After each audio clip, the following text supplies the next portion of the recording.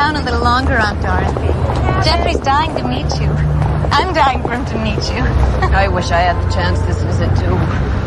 Why don't you bring him with you next time you come to Vermont? I know he'd love it. But I don't want to be a hassle. Oh, it's no hassle. When I was still teaching, I used to have my students up for the weekend all the time. I actually miss the company something. Aunt Dorothy? What? That man.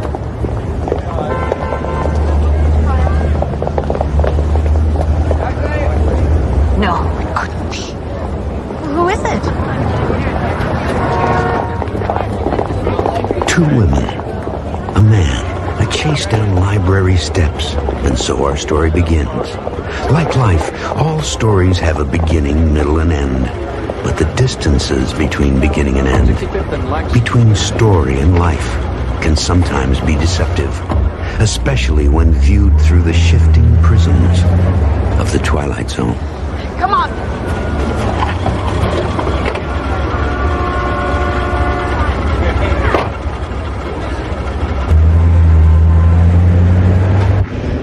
Who is that man? It just may be someone I knew very many years ago. Oh, it was the fall of 1933. I was fresh out of college, just 22. I was taking my first teaching assignment in a small Appalachian town, Powder Ridge, West Virginia.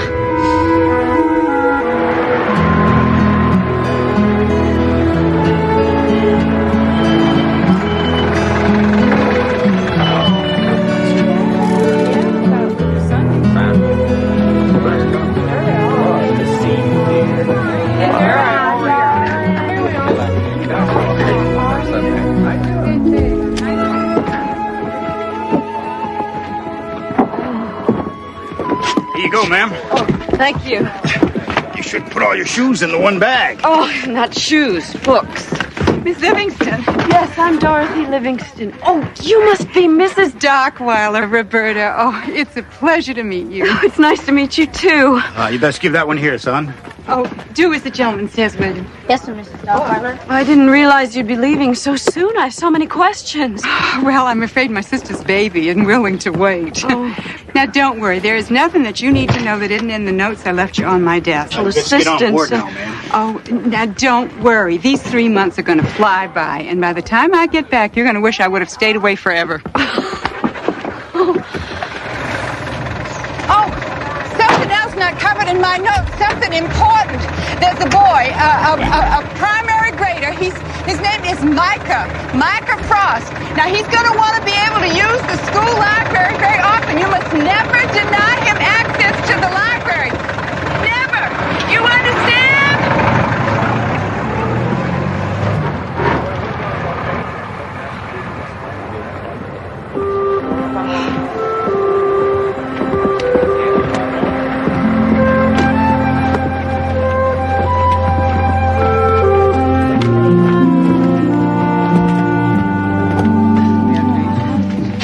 Yes, Mother, it's very clean.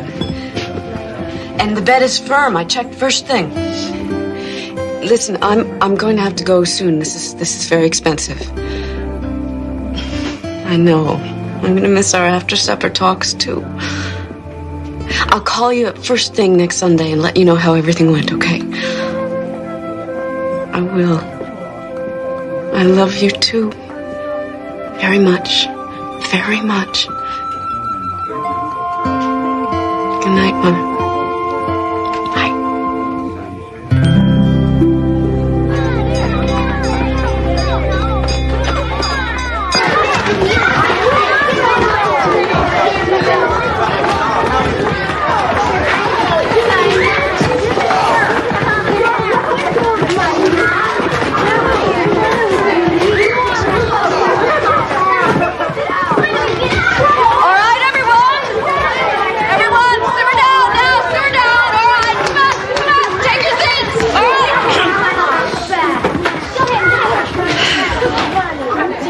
Okay. Daniel Elledge? Present. Nathaniel Elledge? Present. Micah Frost? Present.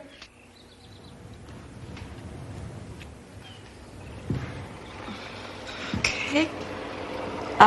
Jennifer Hayes? While the expanding colonies were growing wealthy and independent, Britain maintained that the colonies existed solely for its own profit and were to be tightly ruled by the king and parliament back in England. Up until 1763, however, control over the colonies was fairly lax. But after France was defeated in the French and Indian Wars, Britain decided to restore control and tax the colonies to help pay for the war. In addition to numerous new taxes imposed on the colonists, a standing army was to be sent to America, to be quartered at colonial expense, and settlement beyond your own Appalachian Mountains was forbidden. Micah Frost. Micah Frost? Yes, ma'am. Can you tell me the natural border the British chose beyond which colonial settlement was forbidden? No, ma'am. I can't. I just mentioned it a moment ago. The Appalachians. I suggest you put your other work aside for later and listen to the lesson at hand.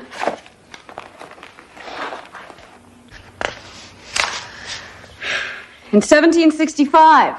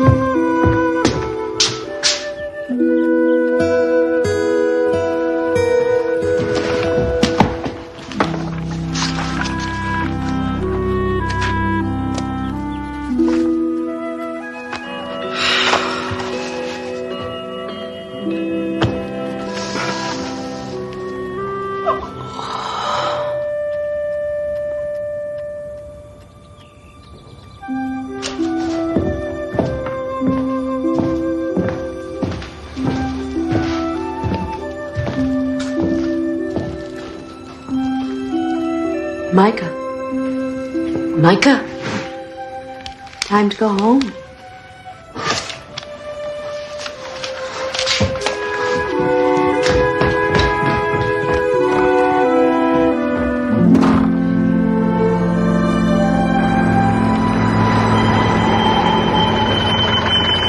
Hi, Miss Livingston. Hi.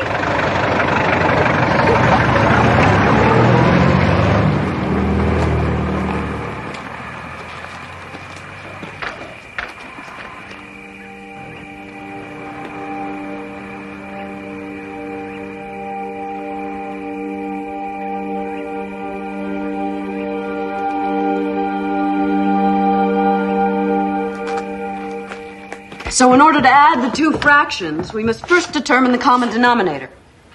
Who'd like to try that for us? Mossy?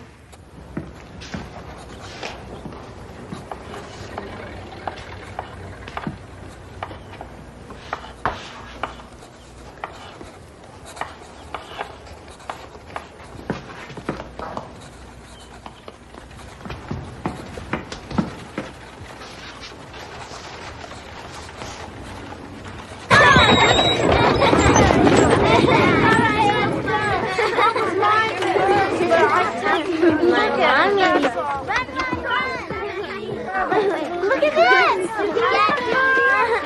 Micah? Micah, may I see you down here a minute?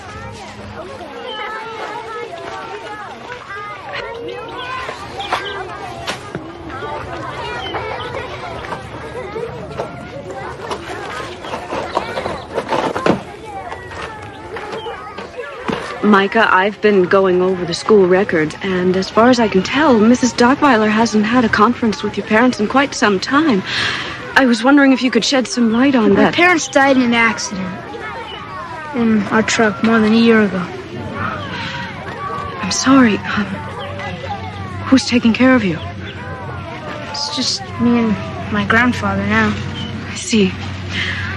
Well, would you ask your grandfather if he could stop by the schoolhouse some afternoon soon? I'd like to talk to him. No, he couldn't. He's got too much to do. I see. Please tell him then that I'll stop by and see him sometime soon. You can't do that. Micah. Just write a note. That's what Mrs. Dockweiler does. I promise he'll read it.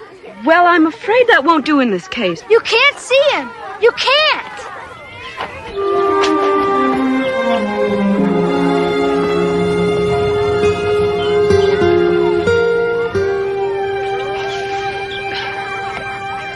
And the princess heard the lion in the brambles, but she couldn't see it, but she knew it was hungry, and she knew it was coming closer to her.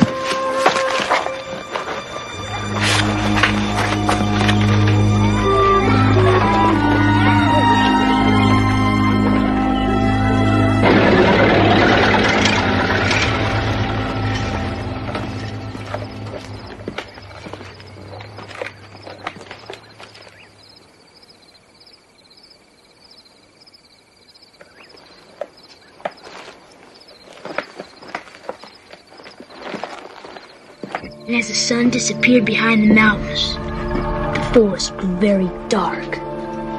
And the princess heard the lions in the brambles, but she couldn't see it. But she knew it was hungry, and she knew it was coming closer to her. Good night, Granddad.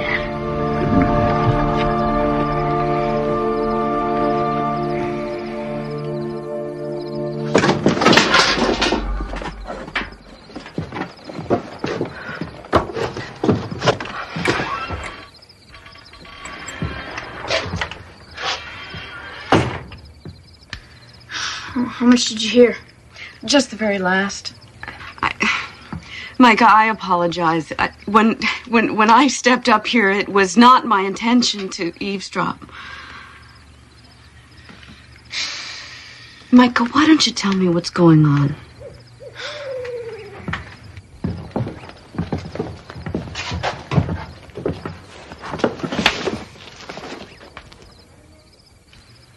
The man in there? The man I call my grandfather? Yes? Well, he's not my grandfather. He's my great-great-great-grandfather. Born in 1793. He's 141 years old. Micah, I've never heard of anyone outside of the Bible living past 110. How? I keep him alive. Like my daddy did. And my daddy's daddy. Well, and his daddy before him. I keep him alive by telling him stories. Stories? Not whole stories, but stories left in the middle. Left that so he's got to stay alive. Got to live till the next day to find out what happens. Oh, Micah, stories don't keep someone alive. But they do. Every night I finish a story from the night before. Then I start a new one. Always leaving off at some middle spot. Some spot where he's aching to know what's going to happen next. I used to sit with my daddy when he told the stories. Told me to listen, too. And learn. Because in 10 years or so, it was going to be my turn.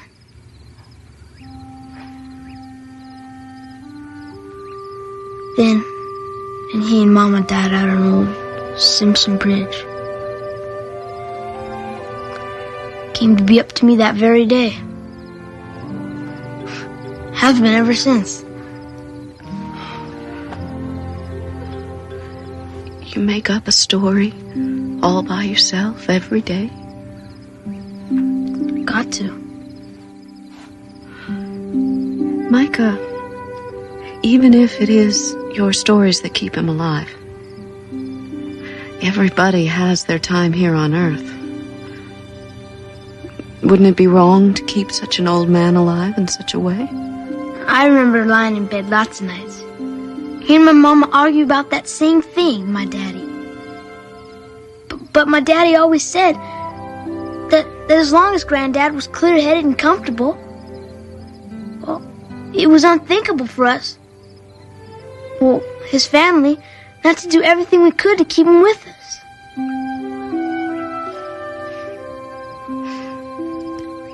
Now that's my responsibility. Like it was my daddy's. I'm the man of the house now.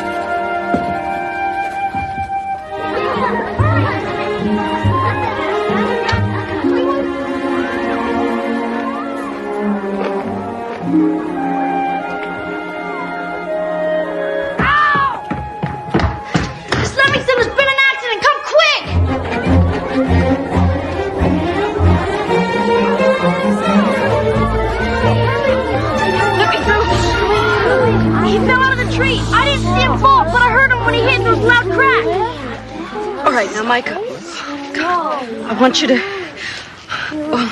want you to lay as still as you can, all right? All right? All right. All right, just lay as still as you can and we're going to get you help right away. All right, now, Russell, I want you to run into town and get the doctor. Tell him I sent you and that it's an emergency. It's all right. You just stay quiet. Just stay quiet. Ow! Let me go! I gotta go home! Looks like a compound break. May set easy and it may not. I'm going to suggest that he stay the night with my wife and me, just so I can keep an eye on him. Will you be sure to let his folks know? Yes, of course, Doctor. Good. Livingston, please! Thank you, Doctor. It's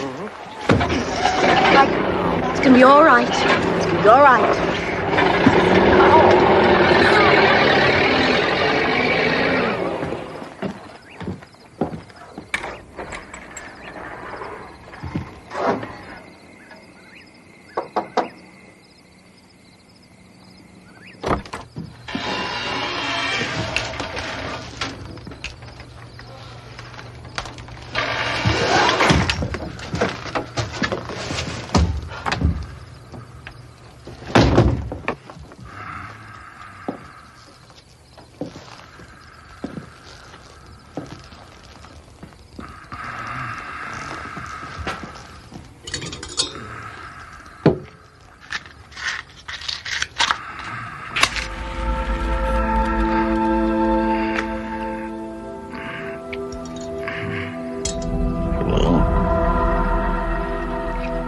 Frost?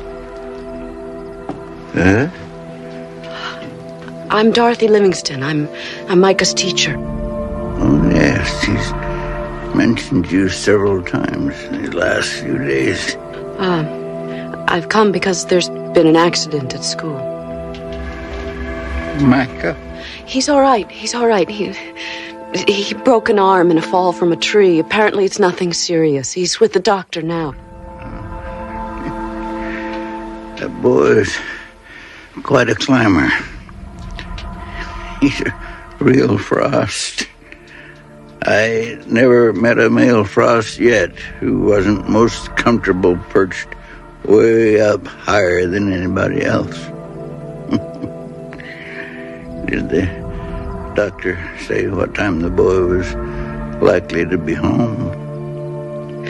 He won't be coming home tonight, Mr. Frost.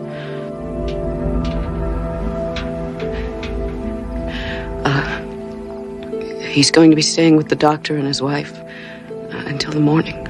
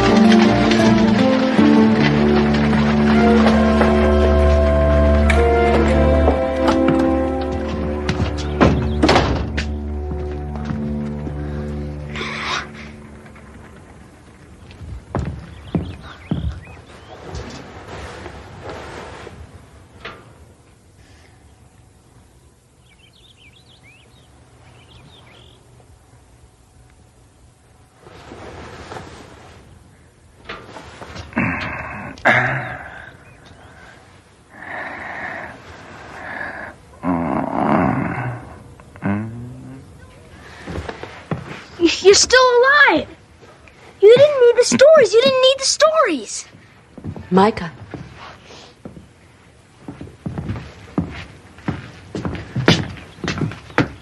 You dropped this yesterday when you fell.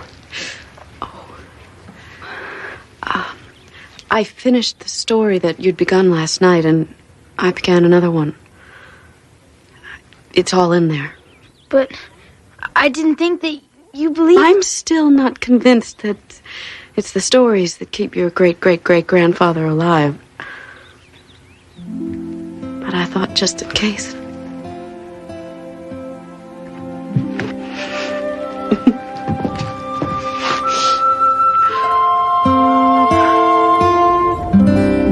I finished my 3-month teaching assignment in Powder Ridge. Gave all the books I'd brought with me to Micah as a gift. Got on the bus and have never been back. There have been a number of times over the past 50 years when I wondered just what became of that odd little boy and the old man. And you think that man we're following is... Micah. But if the old man were 141 in 1933, he'd have to be close to 200 now.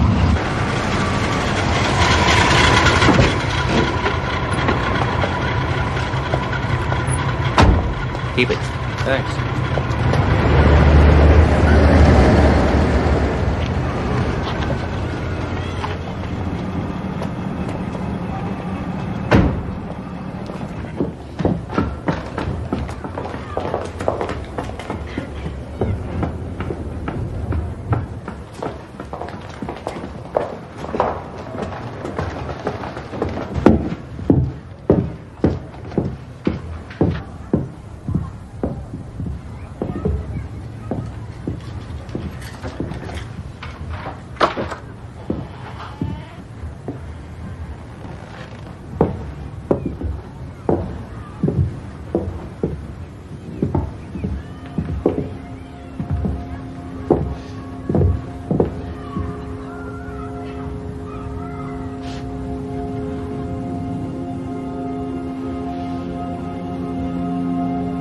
And as the woman watched, the door eased open very slowly. Is the old man there? Is he 200 years old? I can't say, Mother. Not until tomorrow.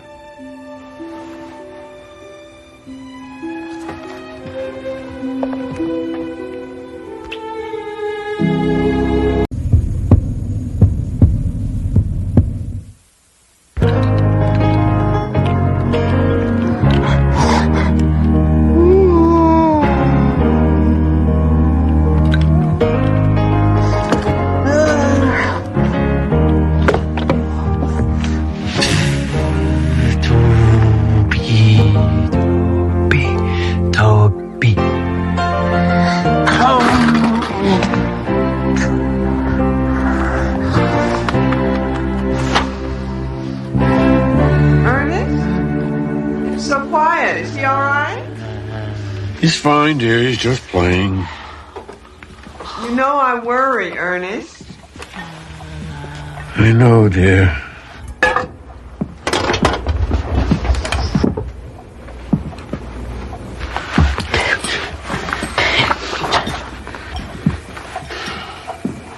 Bring. Dinner's ready. Toby? Toby, are you hungry? Donuts, Mama. Donuts. No, son. You had donuts yesterday. Come on, Toby. Come on. You like chicken.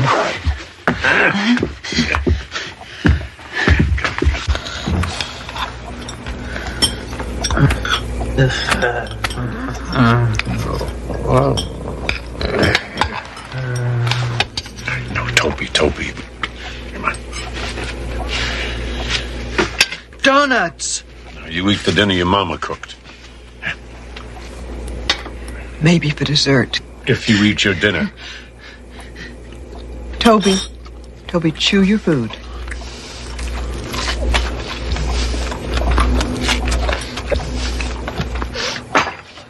Donuts.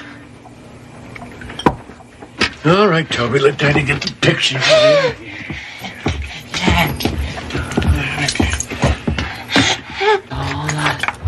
Donuts. Bring. He didn't look at the picture. Mary, he did it without looking at the picture. He's never done it. Yes, he has. It's only donuts, Ernest. You know how much he loves them. Mama, donut. Chew. Toby, shh. Hurts, Mama. I know. All right, Toby, it's all right now, Toby. Oh, shh. Mama's going to take your temperature. Now. Hurts, Mama. I was afraid of this. It's those donuts. Two. He only had two. Mary, if he doesn't need to see the picture anymore, he could have had another dozen donuts after we put him to bed. Or anything else for that matter. You know he will eat anything he can fit in his mouth. He's burning up. Call that nice Dr. Keller. He'll come. I know he will. He doesn't make house calls anymore, Mary. No one makes house calls anymore. Oh, he'll have to. Tell him it's an emergency. And he'll tell me that's what emergency rooms are for. We've been through this before, Mary. Tell him. Just tell him. Tell him what?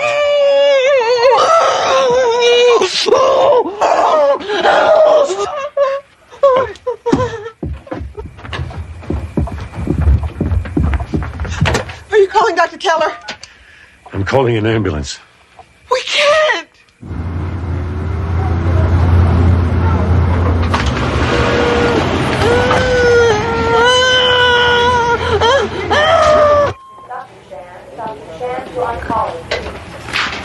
Is he all right? Toby, is he all right? What's wrong with him? It's food poisoning. We pumped his stomach. I'm sure he'll be fine, but I like to keep him overnight for observation. Overnight? Is that necessary? Our boy is very uncomfortable away from home. Well, don't worry. We'll take good care of him. The children's ward has color television, lots of comic books, games. No. If he must stay, he will stay, but he must have a private room. My wife and I will stay with him. There'll be no television, no comic books. Very well. I'll make the arrangements for the room.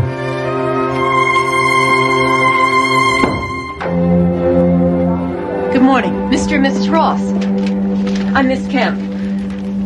And this must be Toby. Toby. I'm Miss Kemp, Toby. Hello, Miss Kemp. Toby seems, well, just fine this morning, so we'd like to take him home. Oh, I'm sure the doctor will be discharging him shortly. In the meantime, I'd like to have a little chat with you. Chat? I think we would just prefer to take our son home as soon as possible. Yes, of course, I understand that. But I do have a few questions. You see, I'm with Children and Family Services, Mr. Ross. With regards to your son's schooling, for instance, we have no record of any. Toby's retarded. He doesn't understand. School, he's a very special boy. He's very excitable. Well, of course, I wasn't talking about an ordinary curriculum. You do know, don't you, that even the most severely retarded children can be educable. There's special classes for boys and girls like Toby. We do appreciate your concern, Miss Kemp, but we prefer to take care of our son ourselves. He's very suggestible. He's a sweet boy, but he doesn't understand. But we've made such great strides in treating children like Toby, special children. Come by now, we can teach them to be almost completely... Why? No, Toby, no! Pictures, give! No pictures, no! No! It's all right, I've read it. If he likes the pictures, let him have it. Here, Toby, do you want it? Pictures, Mama!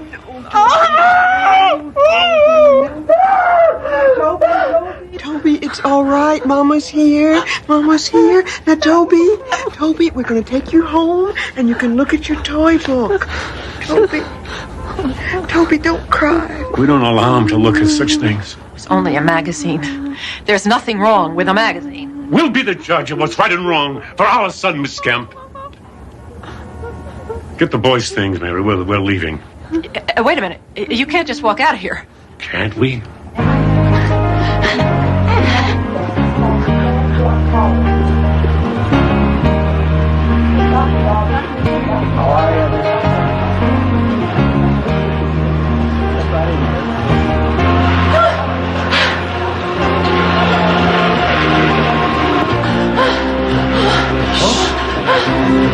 I feel sorry for the kid.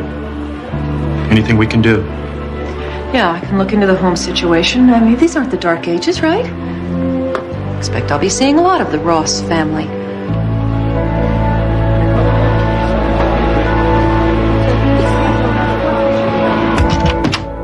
Toby, it's all right. Now we're home. Now everything's going to be fine now we're home.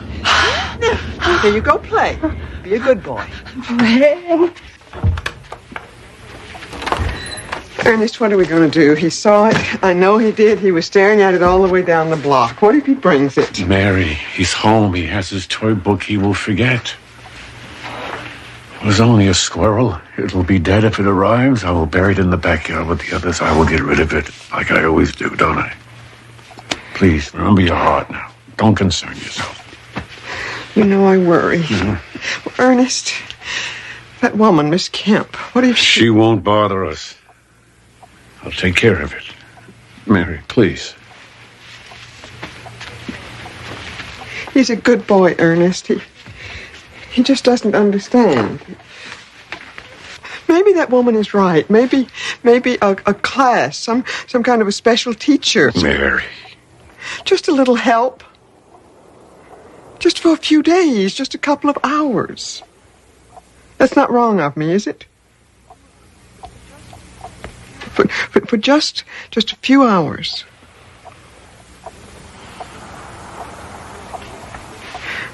Maybe we could go to dinner to a nice restaurant.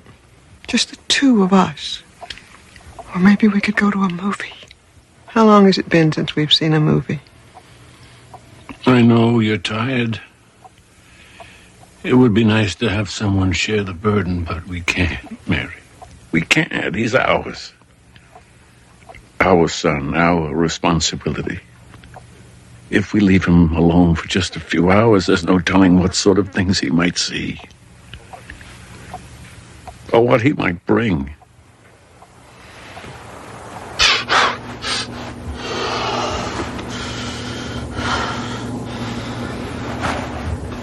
Bring!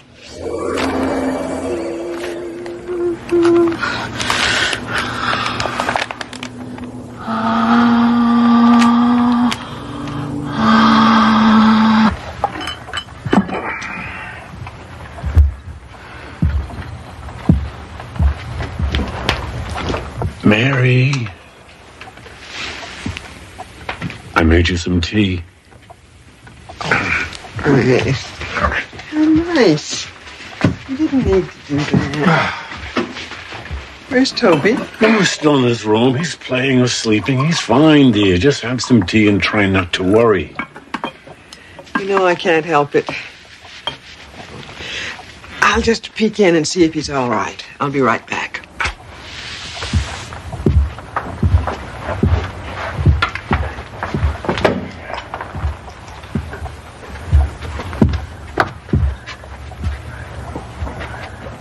Toby? Toby? Toby? Toby, what are you...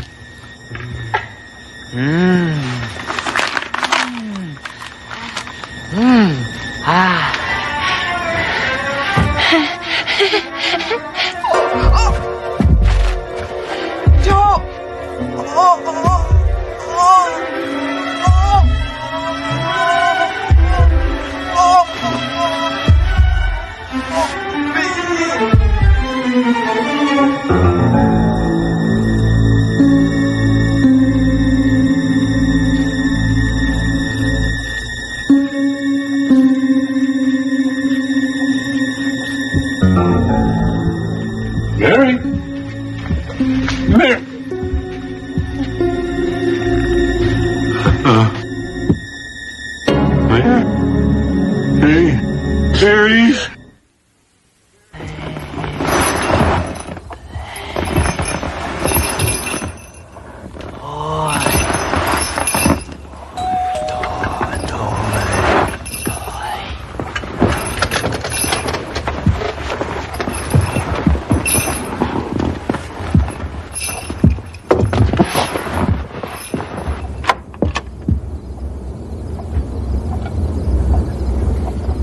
I hope I'm not disturbing you, Mr. Ross. I'm so sorry about your wife. Oh, yes. Well, thank you. Thank you. Mary. She was so very tired, Miss Kemp. She was never a very strong woman, and all the stress.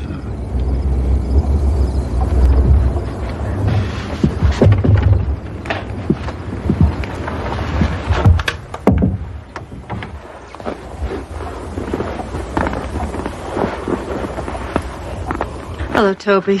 Toby. You've come about Toby, of course. I don't mean to intrude on your grief, Mr. Ross. I really don't. But I do believe that you need my help now more than ever with your wife gone. So I've brought some literature you may want to take a look at. You want to put him in an institution? Pictures! Pictures!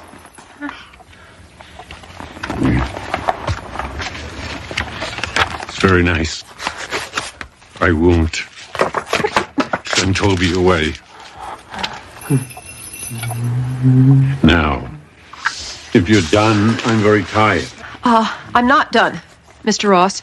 I've done some investigating since the last time we spoke. I've talked to your neighbors and to your former employer and your wife's family. And frankly, Mr. Ross, unless you're willing to listen to reason, I believe I have grounds to remove Toby from your custody.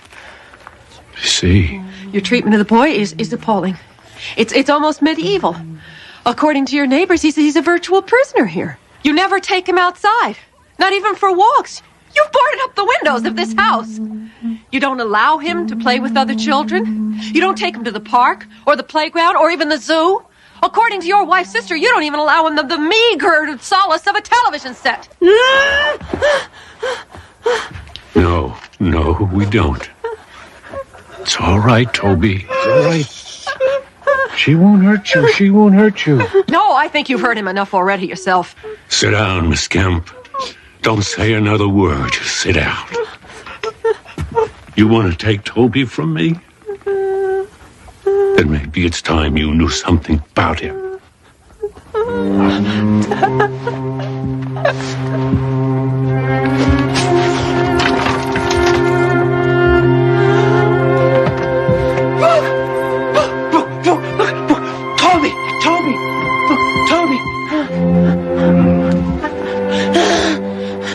Boy loves books.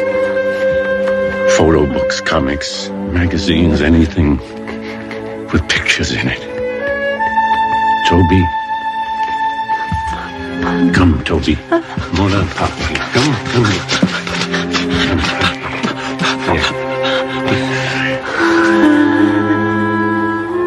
Bring for Papa. Bring it here. Bring. Bring. No. Sharp.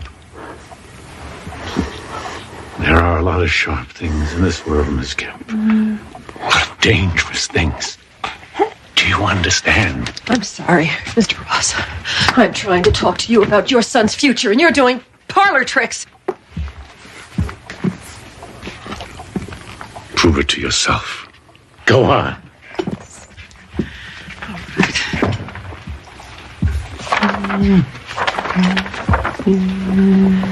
All right, Toby.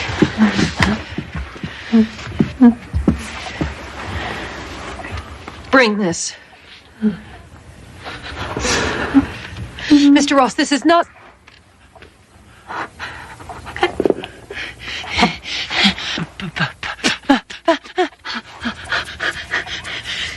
Bring!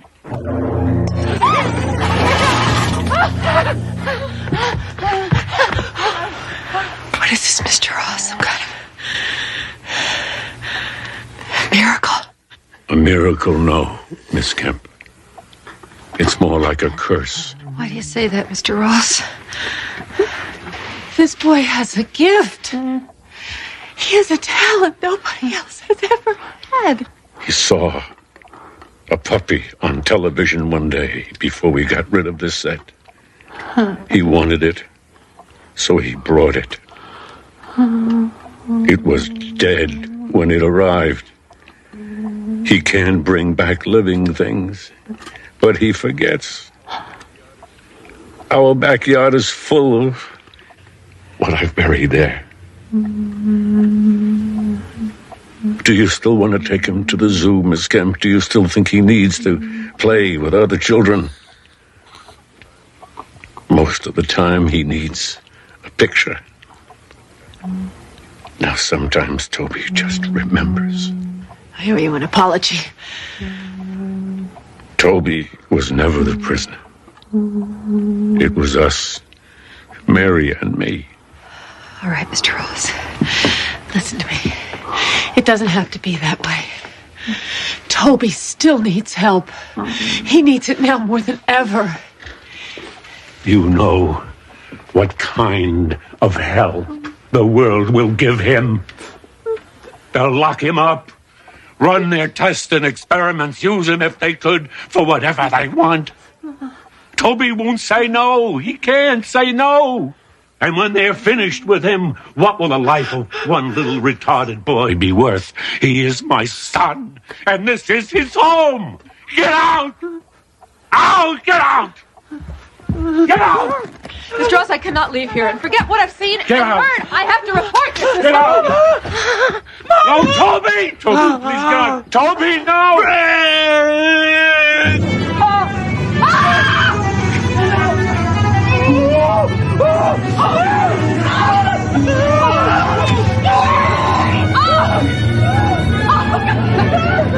Oh, Toby, no! Toby! Oh, look! Look, that's not Mama. That's not Mama. That's not look. I'll take it away. I'll take it away. I'll take it out.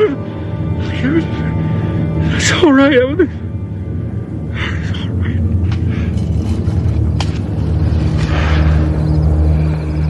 I'm sorry. Mary, the picture, he doesn't understand.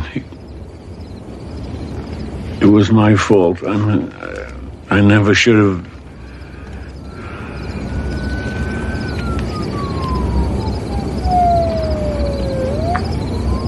It's time.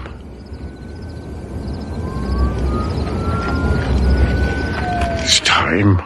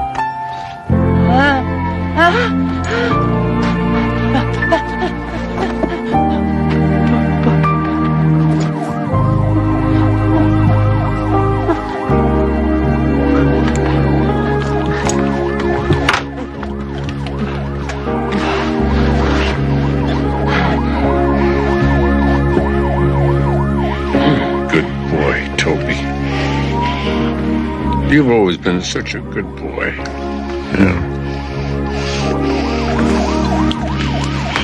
Look.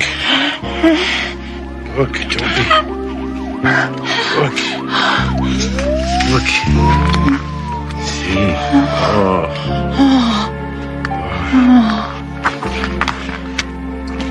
Oh. Isn't that pretty? Yeah. All the colors is like a sunset, all red and yellow and orange. Isn't that pretty?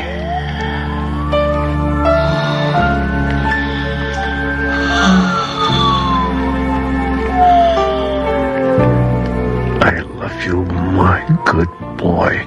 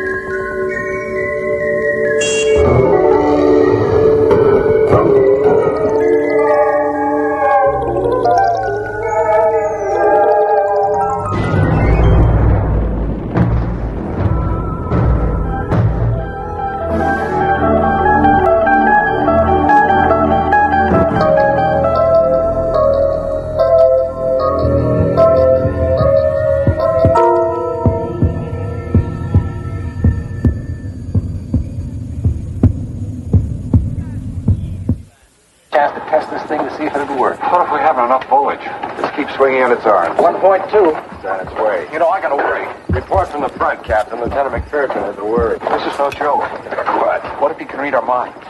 He'll be real mad when he gets to me. 1.4. Keep moving around, you guys. Keep it quiet. Daddy, I'm scared. Am I wrong, or are you supposed to be in bed? Daddy, there's a man in my room. Sweetie, you just had a nightmare. I was not. I saw him, Mommy. It's my turn, I guess. I think I'm just going to go have to see who this is who is bothering my little girl. And if he can read minds, then he's going to be real mad when he gets to mine.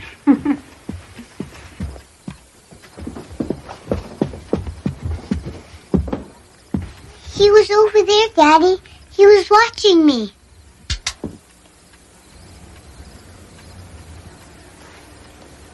There's nothing there, Megan. See, it's closed. He scared me, Daddy. I know, Megan, but it was just a nightmare. Now, my big girl isn't going to be afraid of some little nightmare, is she?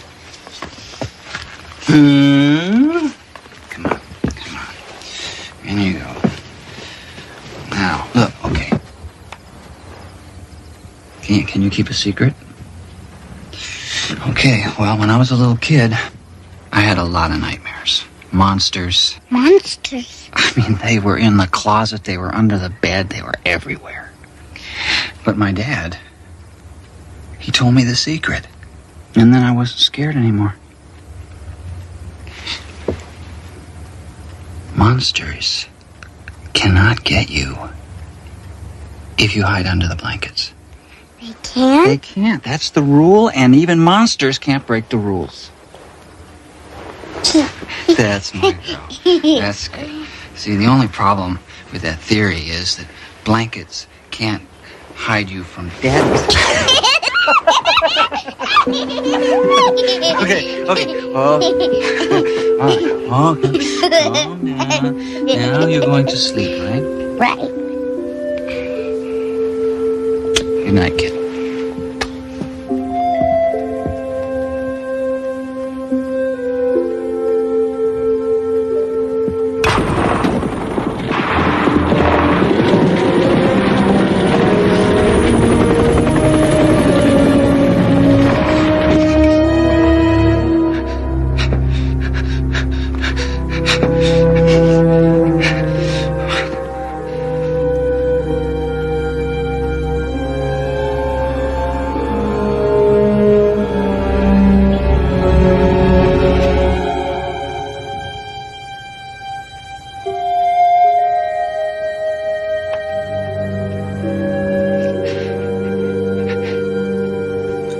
Sorry.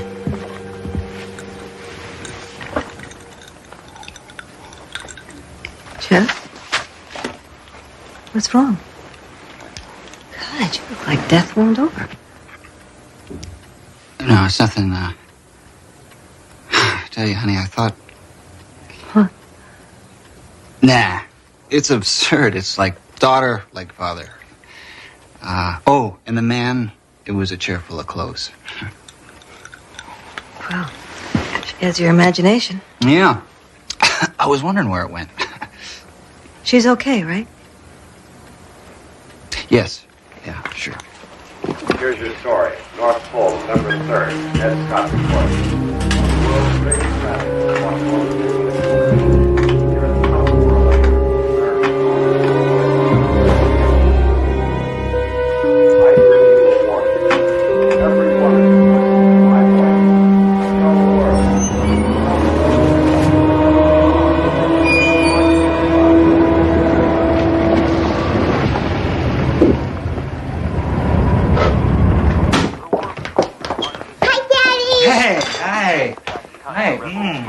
All right, hello. Well, I have roast beef here, I have baked potatoes in there, I have salad right here, and I have wine. Now for you, you get milk. All right? How does that sound? Yeah, like paradise regained. Why don't you go wash up, honey? Hey. What's wrong? Wrong? Now what makes you think that something is wrong? Clues, Sherlock. The last time you served wine was the day that your car got banged up in the school lot. So what is it this time? This morning in class, a student asked me where I was during Vietnam. So I told him I was in school. You were? I remember it distinctly. I neglected to tell him that the school was in Canada. Well, it's none of his business. That's what I told him.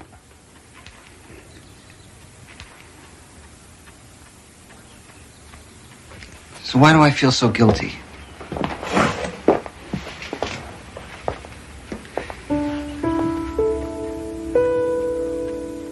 No. Is it true? I'm doing it again, aren't I? Okay. Now, is this the part where you're supposed to tell me that I didn't do anything wrong? You didn't do anything wrong. Good. She still remembers all her lines. You are a perfect woman. Thank you. Maggie, come on down. Dinner's ready. Megan? Megan? Oh, honey, you didn't wash your hands. The man was upstairs, Mommy. He talked to me. Oh, honestly, now come on. Let's get you scrubbed up for dinner. It's okay to play pretend, but you mustn't blame somebody else if you forget to do something. It's not pretend, Mommy. Okay, here you go. It's a little better. Jeff! Jeff! What's wrong? Jeff, did you see him? Did he come past you? What? Who? The man in the wheelchair. He was there in the mirror. No, he was in the hall. I saw him in the mirror, and then he must have come past you, Jeff.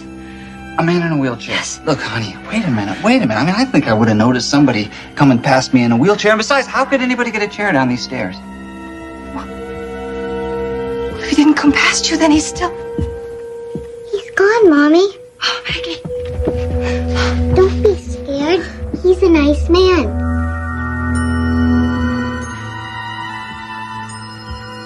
What the hell is going on here?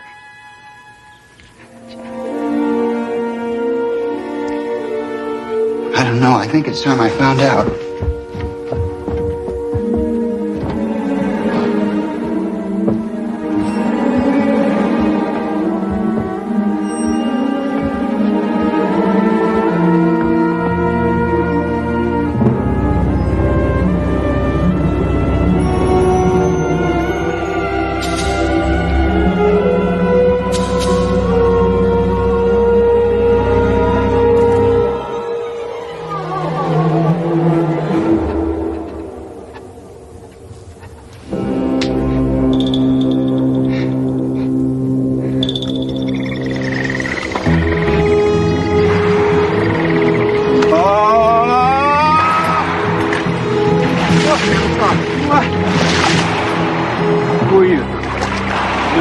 Hey, look, don't freak on me, spaceman. I need you, man.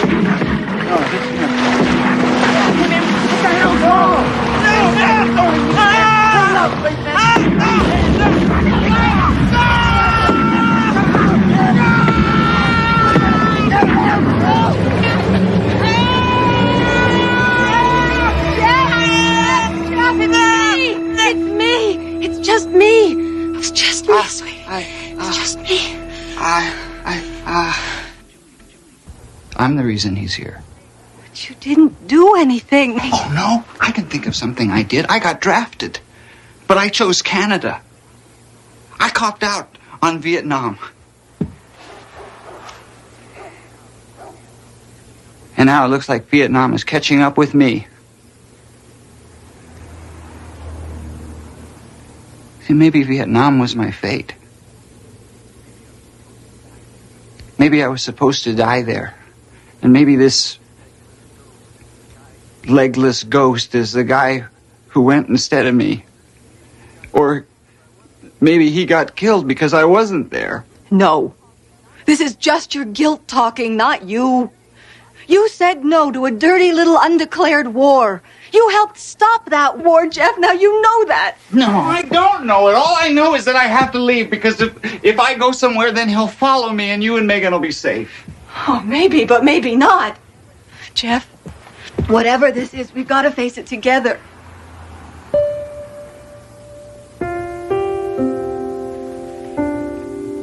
Well, you're right.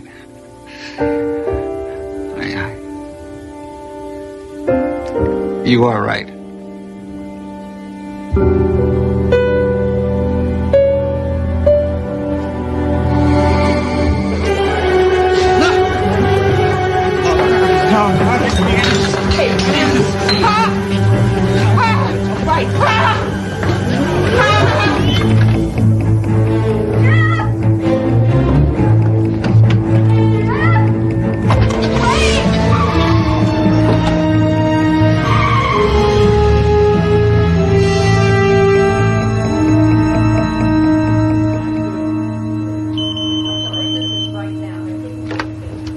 Yes, Susan?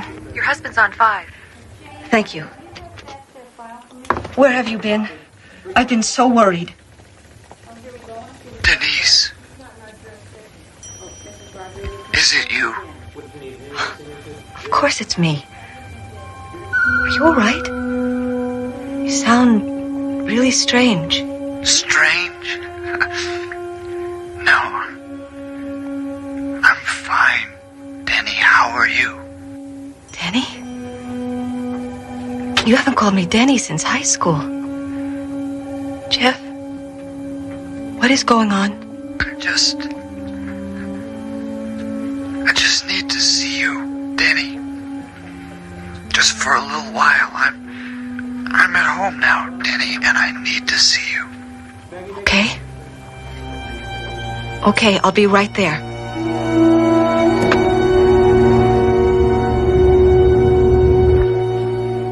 Hi, Susan. Jeff, you all right? You look terrible. Huh, yeah, well, I feel worse. I just spent the night in my car on Frontage Road. Is, Denise here?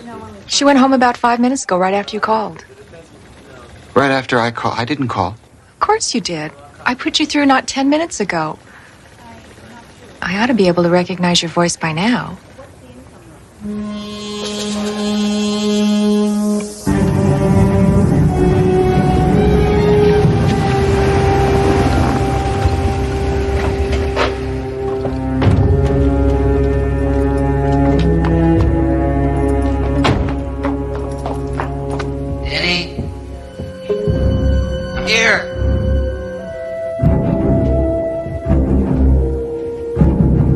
Honey?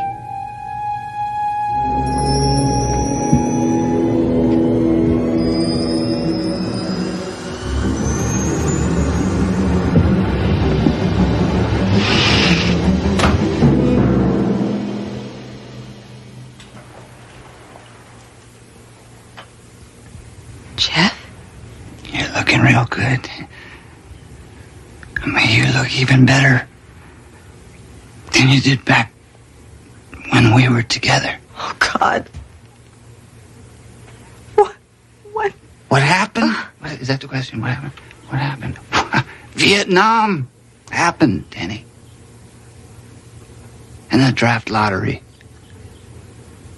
And a landmine. Denise? Denny, I don't... Jeff! I'm up here! Jeff! Jeff, I'm up here! Honey, I'm back. All right, you. You're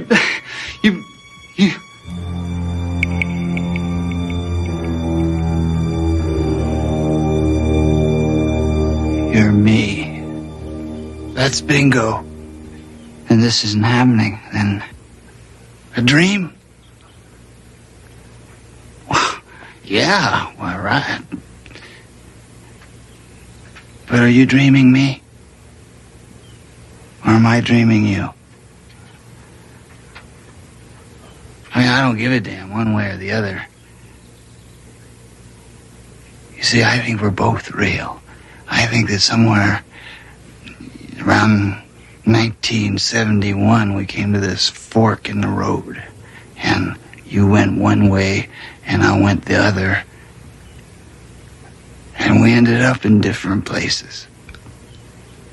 Jeff?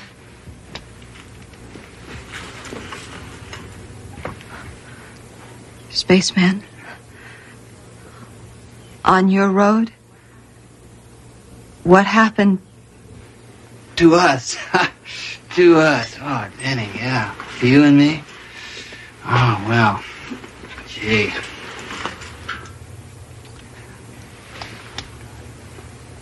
You died in a motorcycle accident when I was in Nam. The guy you were riding with didn't believe in helmets. That's why you're here, because I'm guilty. I'm guilty, okay. That's all right, but if there's any retribution owed, then it's to me, and to me alone. You have to leave them out of it now. No. We went to Canada together. We made the decision together. I'm a part of him, and everything that happens to him. That's why I loved you so much, Denny. And you, what? I mean, come on. You think that I would hurt them? God. And they say us vets are crazy. And tell me why. I'm dying, man. I mean, you know, the doctors, they never tell you what's really going on, but I could feel it. And it's okay. You know, I mean, I lost everything important to me a long time ago. I lost my legs, I lost my girl, I lost my future. I even lost Jeff. And the spaceman. Ooh, yeah, I mean, come on. He doesn't have much going on except some really horrible memories. So, you know, I'm laying in the VA and I'm just waiting to get it over with. Come on. And I'm thinking,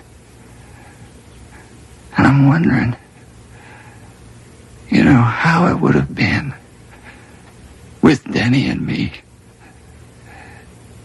You know, if I'd have done it differently. And I'm laying there. And I'm wondering.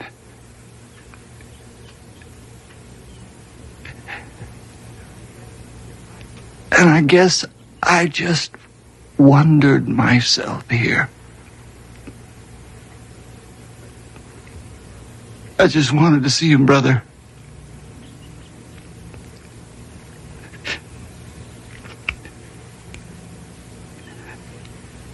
You did okay, McDowell. You did okay. I wasn't even there. I wasn't there either. I mean, I wasn't there for Denise. I wasn't there for Megan.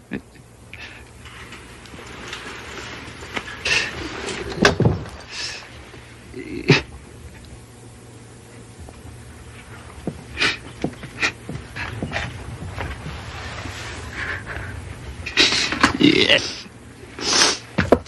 Come on.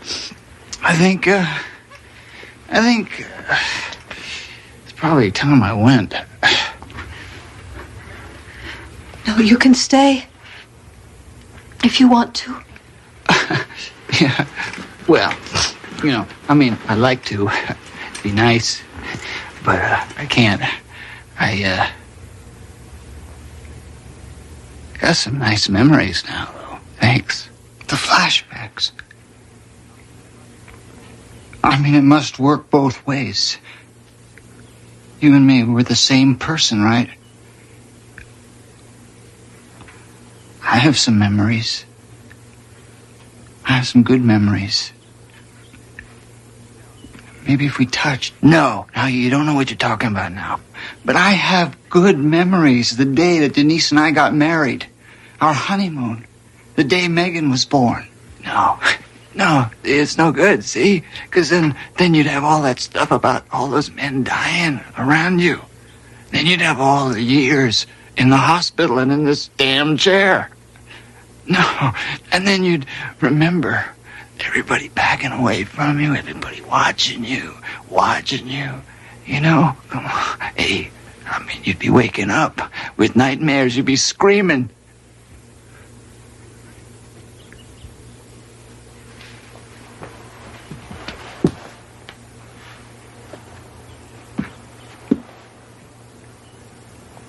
I'm not afraid of a few nightmares. I can always just crawl under the blanket.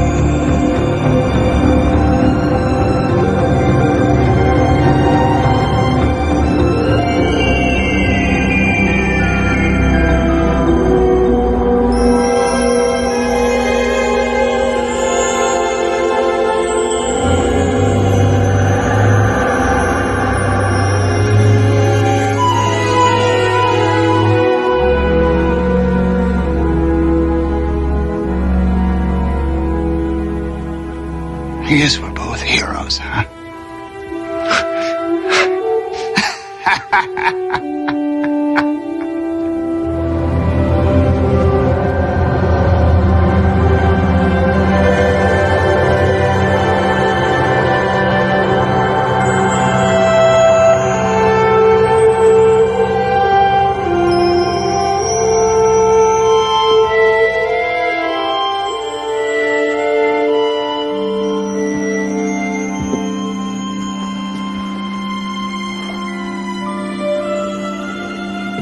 Our choices, and afterwards wonder what the other road was like.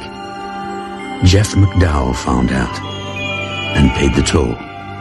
A lesson in courage and cartography from the map makers of the Twilight Zone.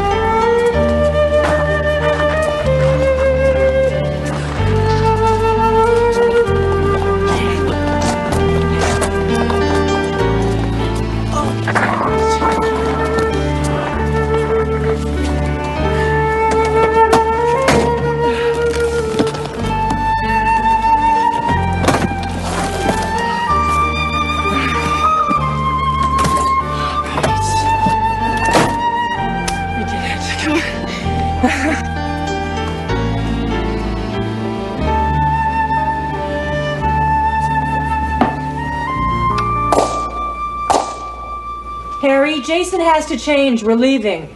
Just 5 more minutes and bring down a cold beer, will you? Harry, you've had 2 already. I can count, Sally. Just bring down the beer.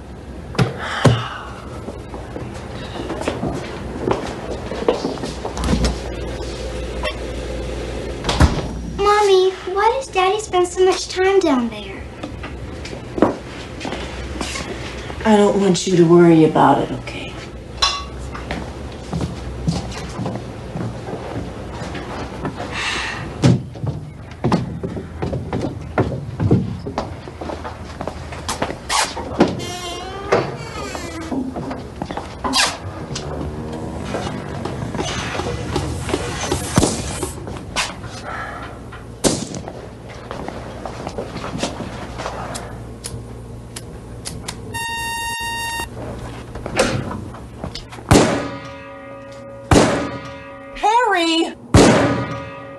You're still too high. Relax.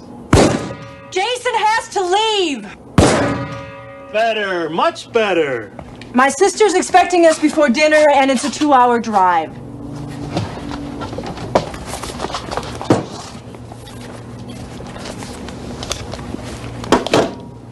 Better hurry, kiddo.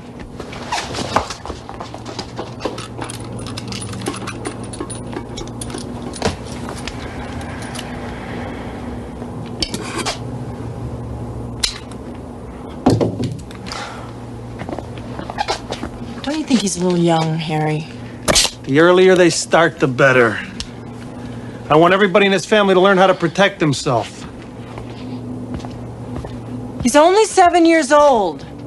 All right, lay off, will you? I don't see why you have to drag him all the way to Kansas City every time your sister gets lonely. Jason loves to go. And what do you care? The way you hole up down there every weekend, you wouldn't know if we were upstairs or I miss her, Harry. She's about the only person I can talk to anymore. Sal, you haven't told your sister about the shelter, have you? No, of course not. I know how you feel about that. You are never to tell anyone about the shelter. It's our family secret, just the 4 of us. Don't you ever forget that, Sal, not for a moment. Mom? Yes, Harry, I said I understood. Come on, kids, let's go.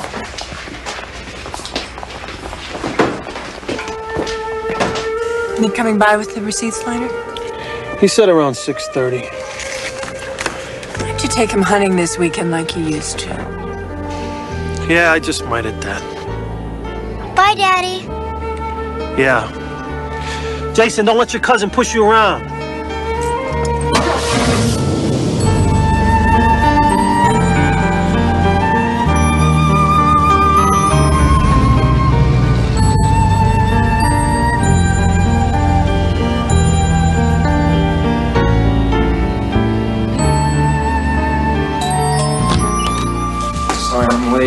Last minute rush.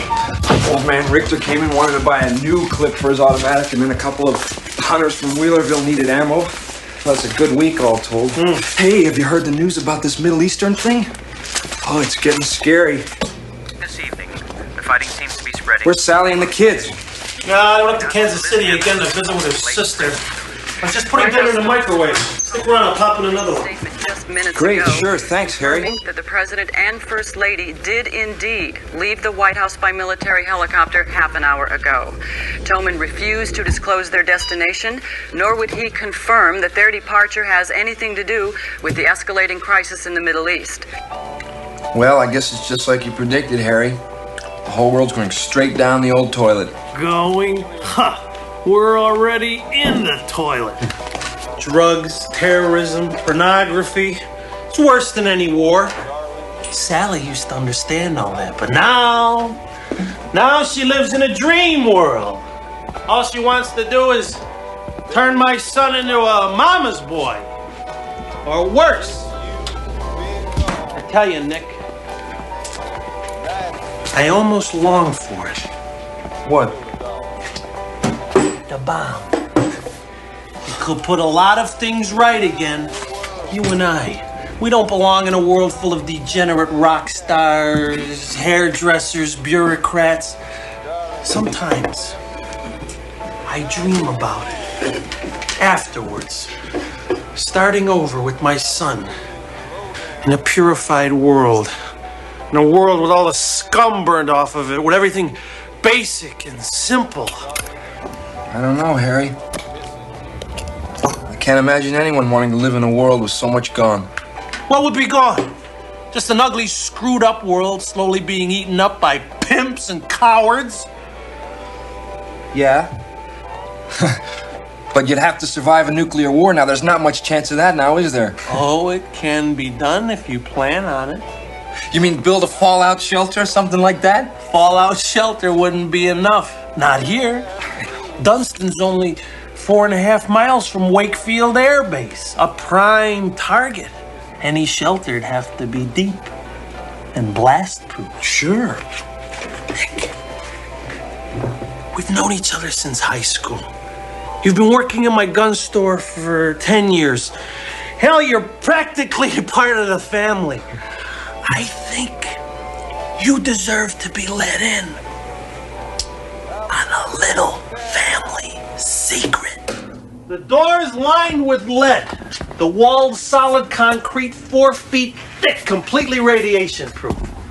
These gauges give me outside temperature and humidity. That one monitors surface radiation. The shelter has sleeping, shower, and bathroom facilities for 5. Over here is the medical supply cabinet. All the water's pumped in by an indoor well. Power generators with a 300-gallon fuel tank. Air filtration system. Draws air from the outside, but through 30 feet of gravel and charcoal. Harry, this is amazing. How did you do this and still keep it a secret? Remember when I had the pool put in? Oh, no. That was my cover. I hired people from out of state. While half of them tore up the backyard, I had the rest of them dig this out. I told them it was for a wine cellar. A wine cellar? You? They were illegals. What did they know? I built everything else myself. No one knows it's here, not even my neighbors. Especially not my neighbors. My family. And now you are the only ones that know about this. And we're sworn to secrecy. Do you understand, Nick? Yeah, Harry. I'm just flattered you'd let me in on it. There's food and water here for 5 months. And, well, if something happens and there's time, you're welcome to join us here in the shelter. Thanks, Harry. I don't know what to say. Look, I saved this for last. A multi-band communication system. I'll raise the antennas. They're located under a concrete slab in the backyard that could push up through a ton of debris. It's to link me with other survivors afterwards. The neighbors think it's part of some elaborate satellite TV. That was a live report aboard the aircraft carrier Nimitz, now in position in the Gulf of Sidra.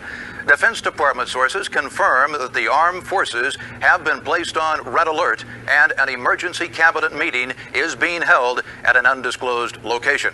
The president has issued a statement in which he states unequivocally that Stay here. Don't move. I have to make a phone call. I'll be right back. Any escalation in the fighting. We go live now to John Shepard in our Moscow bureau with more on those alarming reports that many Russian cities are being evacuated. Hello? Sure. It's Godzilla, king of the monsters. Hello? Have you been watching the news? I want you to pack up the car and come home. Are you crazy? We'd be driving half the night. The whole country's about to blow up. I want you here. Harry, every time there's a minor international crisis, you think we should barricade ourselves in the family tomb. A little louder. I don't think they heard you in Iowa. Listen. If you're not out of there in the next 5 minutes. You're drunk, aren't you? No. Sally, wait, look. Send Jason back home. Put my son in a cab and send him back. I don't care what it costs. He's afraid of you, Harry. He's staying here. Sally!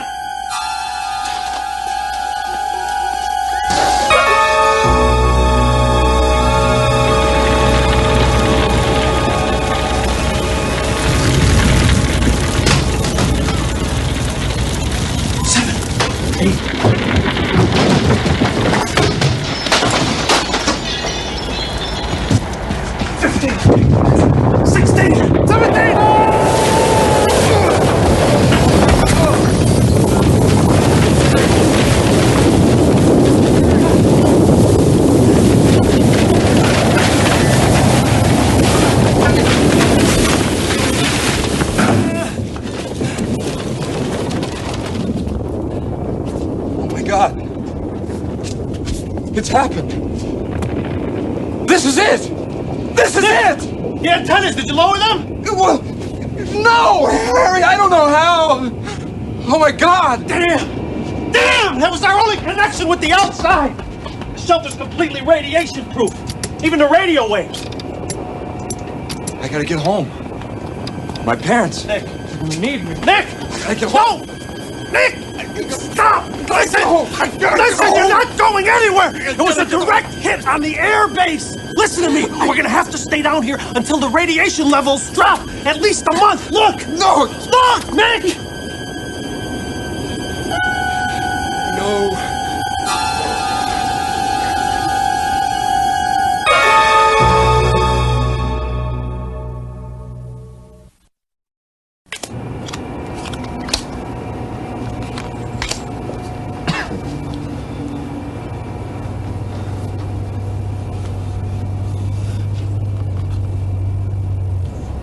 Hey, Harry!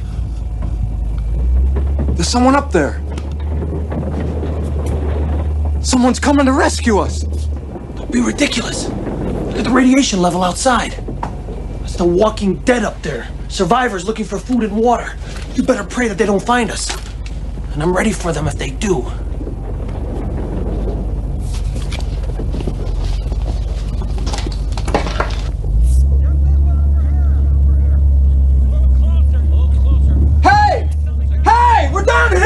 Shut up, you idiot! Hey! Oh, why? Oh.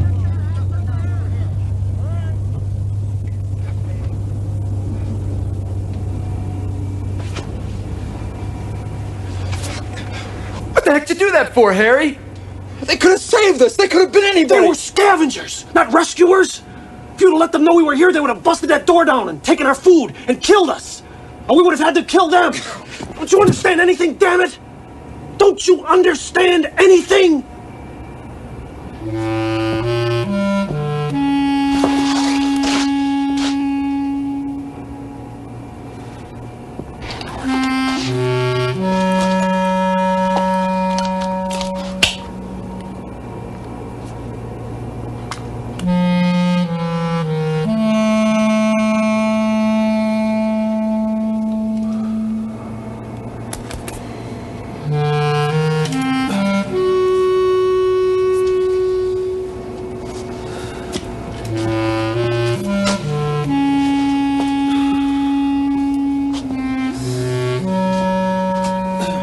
I thought you said the radiation would go down after a month or so, Harry. It's been 3 months and it still looks the same. You're not very good in tight spots, are you, Gatlin? It's cold. Why is it so cold, Harry? If you'd spend more time shaping up instead of pacing and moaning, you'd be a lot warmer. We've got to be ready for whatever it is we find out there.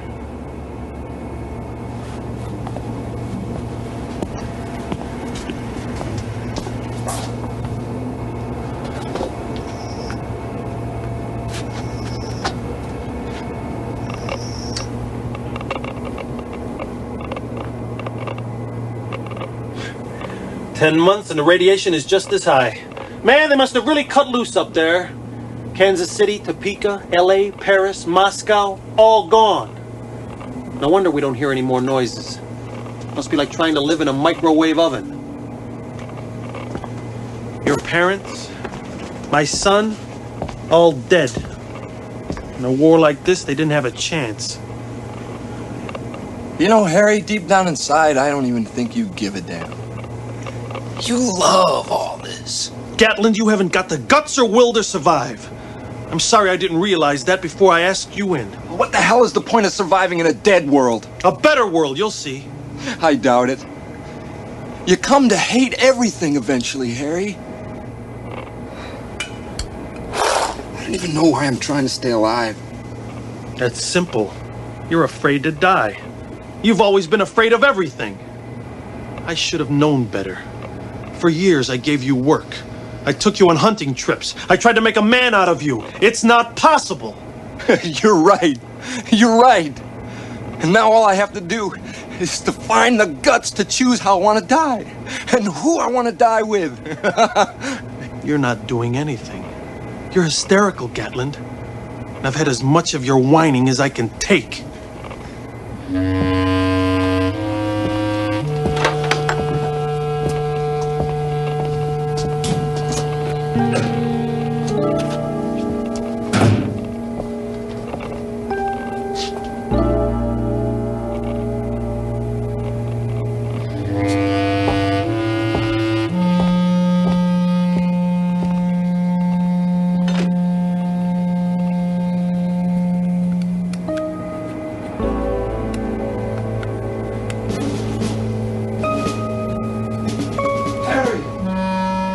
Me, Nick. I can't open the door. What's the code, Harry? Let me in, please. Harry! Let me in! Nick! Can you see anything moving? God, Harry. It's horrible. There's no daylight anymore. It's freezing. There's nothing but mountains of garbage. The whole town is gone. I've been crawling around for hours waiting for the sunrise, and it never comes. The air smells like burnt plastic. I feel sick, Harry. Let me in. I can't. You're contaminated. If I let you in, you'd only kill us both. I'm sorry, Nick. It was your decision. No! I didn't mean it, Harry! So help me God, please! If you let me in, I'll be fine! Please, Harry! Please let me in! Harry, let me in! Let me in! Let me in! Harry! Please! Let me in! Let me in!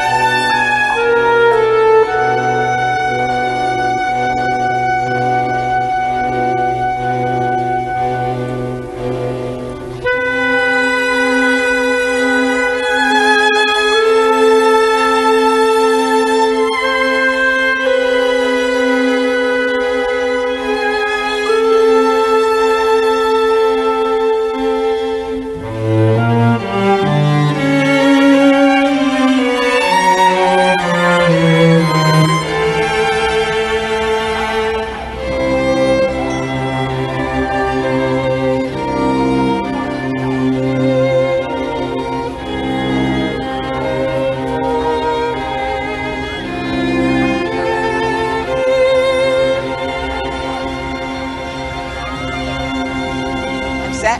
Stand by. Tape rolling. It's been a year since the tragic accident at Wakefield Air Base. That horrifying day when one of our own nuclear cruise missiles detonated without warning in the bomb bay of a B-1 bomber as it was preparing to take off, instantly leveling the small town of Dunston, Kansas. The world will never forget the shock, destruction, the appalling loss of life. A shock that many now feel pulled the world back from the brink of war. When the decision was made to bulldoze the highly radioactive ruins into as compact an area as possible and seal them under this vast radiation-proof dome, no one could have foreseen how sacred a shrine it would become.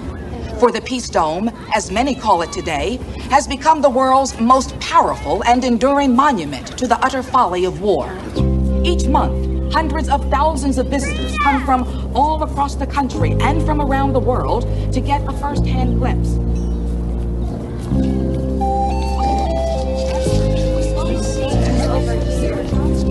Mommy, is that where Daddy's buried? Yes, dear, that's where Daddy is buried.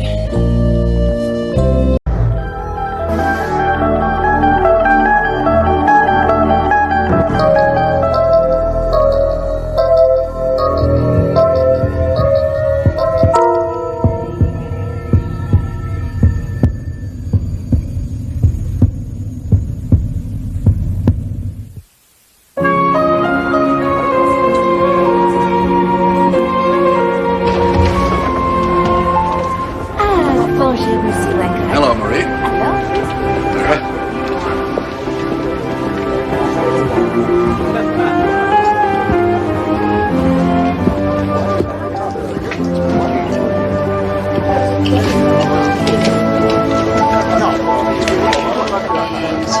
Thank you, Marie. Bon appetit.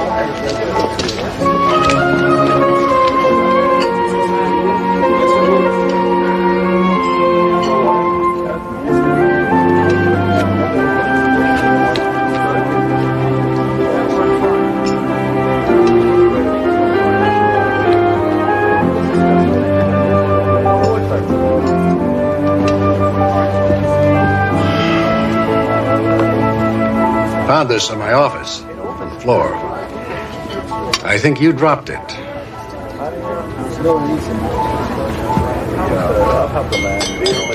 Ira, I've seen you staring at that picture before, mooning over it. Look, I know it's none of my business, and I shouldn't pry, but, are you and Valerie having, problems? Marvin, what are you talking about? She isn't a client, is she? A client? Ira, is there something going on with her?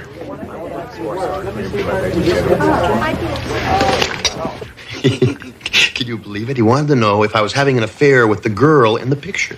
And what did you say? What do you think I said? I said, Marvin, you yut, that's my wife. You didn't even recognize me? Well, come on, sweetheart. I mean, you were just a girl back then. Oh, I see. In other words, now I look so much older. No, you're more mature now. Then you were flighty, you were silly, you were cute. What am I now? Quasimodo? See, that's why you're always mooning over that picture. Of course not, sweetheart. That's not what I meant at all. It's just, I don't know, back then, things were different. I was different. You were different. We were kids. Would you really still rather be driving around in that stupid old van of yours, searching for ourselves, finding who knows what kind of body lice? Don't tell me you don't miss those days. You said so yourself. I couldn't get enough of you in those days. I was insatiable. Well, it certainly wasn't my sense of style that attracted you. I looked like a bag lady. But if you want to see cute... Listen, Val, I really don't want to see another picture of your damn dog. Not the dog, Ira. You were adorable. I'd really like to see you going into court looking like that. Why can't we be more like we were back then?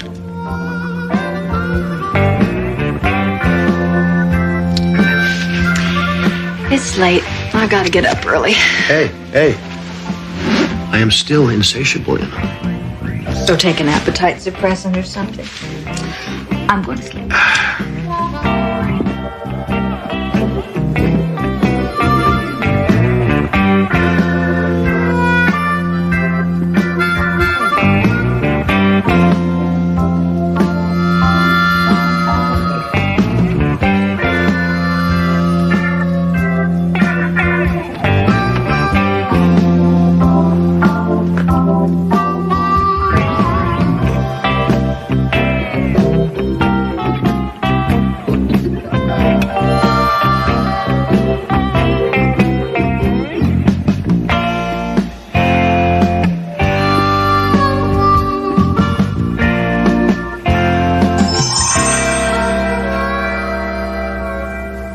Well, we've never denied that Cal Methyl dumped the stuff there. We're simply saying that since it was all done over 30 years ago, that their culpability must be viewed in an historical fashion. That is the most self-serving argument I've ever heard in my life. In 1958, the prevailing opinion about a corporation's responsibility to the environment was vastly different.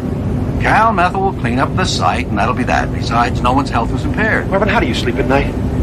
Mothers give birth to deformed babies because of our climate. How can anyone doubt the public-mindedness of a corporation that sponsors 2 symphonies and 3 TV documentaries a year, all on endangered species? We're not a PR firm, for God's sake. Come on, man. The argument is not without precedent. You know it. It's exactly the same position that Ogilvy, Melnick, Lincoln, and Schramm used in the New Hampshire versus Faraday case, which, as you very well know, the smart one says is going to be upheld. Marvin, pull over. Stop the car. Stop the car, Marvin, right now! But Ira, the reservation's for 12:30. Can't help it, Marvin. I'll see you back at the office. I'm probably there already.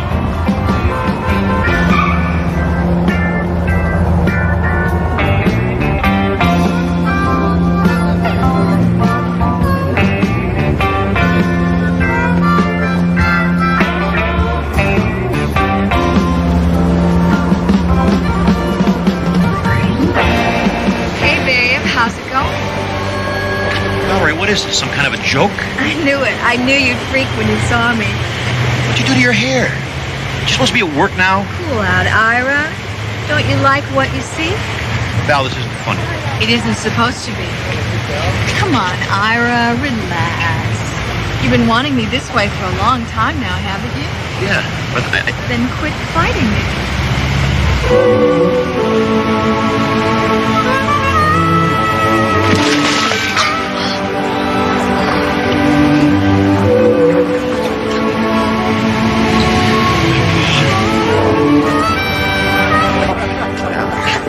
A joke is a joke, Val. This is ridiculous. Call her.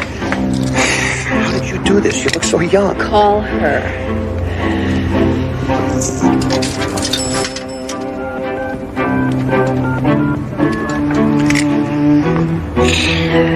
Hello, aerobics. Can I help you? Yeah, Annie? Ira? Yeah, it's Ira, right. Valerie's not there, is she? Yeah, of course she is. She is? I told you. Yeah, you want to talk to her? Yeah. I'll put her on. Hello? Valerie? Ira? What's wrong, hon? You sound... Wrong? No, nothing's wrong. I won't be home for dinner. You have a late appointment. I have a late appointment. Oh. Okay. Ira? Yeah, Val, listen, I'll get something to eat somewhere. Love is all you need. Love is all I need. Listen, Val, I'll get something at the deli, okay? Ira, are you sure you're all right? You sound like you've had a stroke. No, I'm fine. I'm real fine.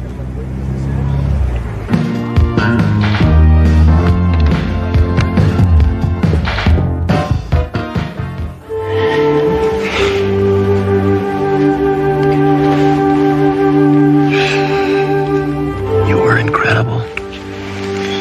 The whole afternoon's ahead of us. Val, I am totally wiped out. I'd have to be hospitalized by nightfall.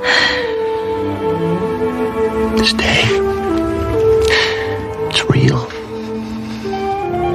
You are real. And I'll be here for you whenever you want me. But how did you? Where did you? I'm the girl you married, Ira. The one you dream about. Hey, don't ask so many questions, Ira. You can blow a good thing that way. Don't you get it? You've been thinking so much about the way it used to be that what you want so bad has become real. That's me. The Valerie that you remember. The one you hoped would never change. And I haven't. I wish I could say the same. Tell me about it. What's with the suits? That is my court costume. You did it. You're a public defender like you are. Corporate counsel. Bummer. Well, my life's not so bad. Then why are you so sad? You never used to be a sad person, Ira. What happened? Valerie, yippies turned into yuppies. Jerry Rubin runs a business networking salon, whatever the hell that might be, and that is what happened. Okay, I know how that must sound, and you're right. There's much more to it than that. I'm just being facile. I'm oversimplifying. I mean, it's a whole evolution of the social infrastructure we're talking here.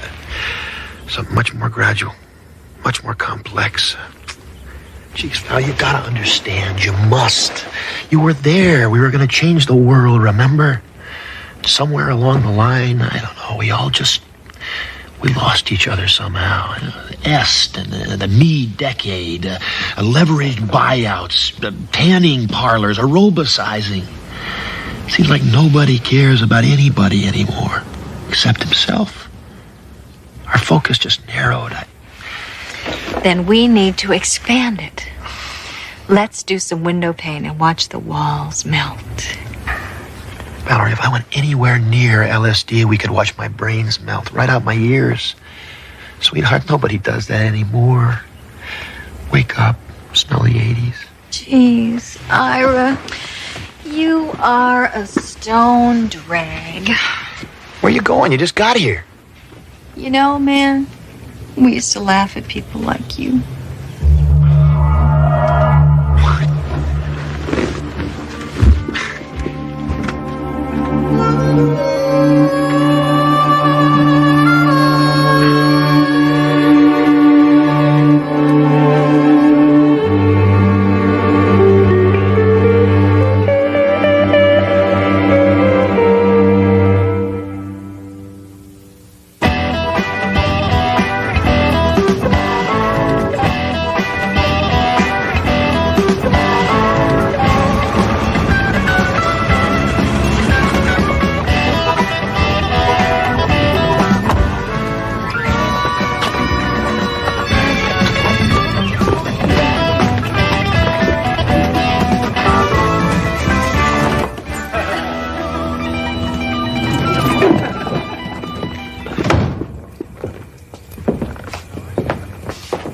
Valerie?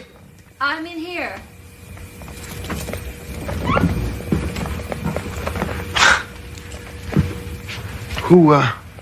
Who's laughing in here?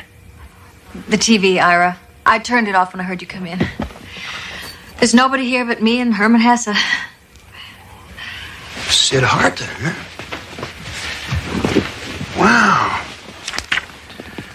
You know, there was a time that I thought the whole damn key to existence was contained in this book. You were reading with the TV on? Yeah, I just got an urge. It's something you said last night.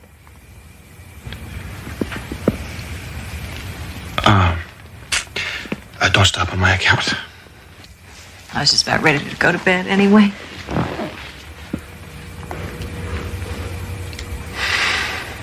You go on. I'll be up in a while. I have some transcripts to proof.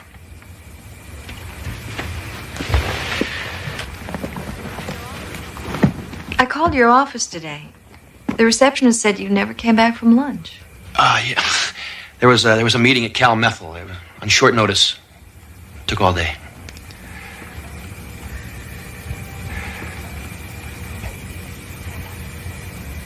Okay, Ira.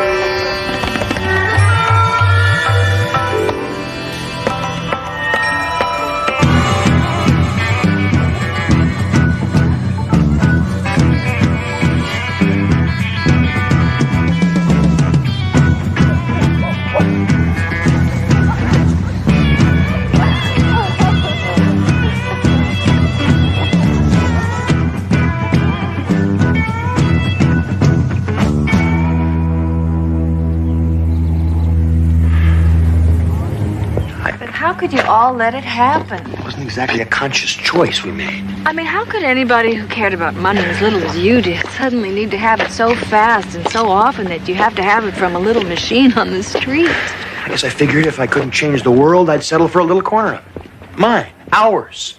Make it safe and secure, and that takes money. And have you done that? I'm a sellout. Is that what you're saying? Oh, it's not that, Dave. It's just, well, are you happy? Yes, I am happy.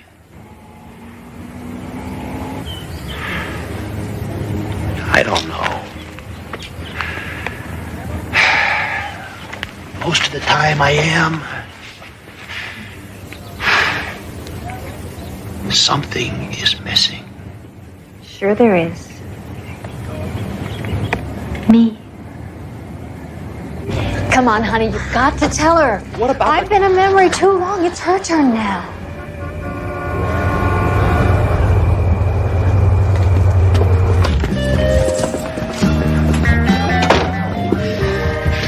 I had a great time. I felt like a kid for a while, but I cannot do this to her. This is my wife we're talking about. Ira, who am I? Oh, God.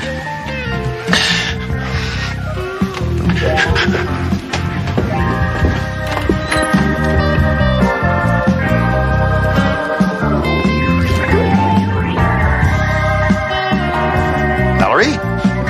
Ira. What in the hell is going on here? Ira, wait a minute. It's not what you think. What the hell it is, and how could you do this to me? Hey, wait a minute. Who's that? Forget about her. Who is that? I want to introduce myself before I kill him. Oh, my God, Ira. It's me. So you've been doing it, too. What do you mean, too? Come on, everybody. Let's not get uptight. You know, you're beginning to sound like something out of a rerun of the Mod Squad. If there was ever a reason to get uptight, my friend, this has got to be it. What is going on here? I don't know, but I guess two can be nostalgic as easily as one. Wait a minute. Wait a minute. This guy is not taking my place. But Ira, what about me? What about us? Forget it. I must have been crazy to even consider it. I want the two of you out of here right now. Why? I haven't wasted my life. I deserve to be here. So does she. Yeah, man, we've got a handle on all this stuff that counts. The dreams, the ideals, the love. What are you talking about? You are 18 years old. You don't know squat about life or love. Real love is commitment.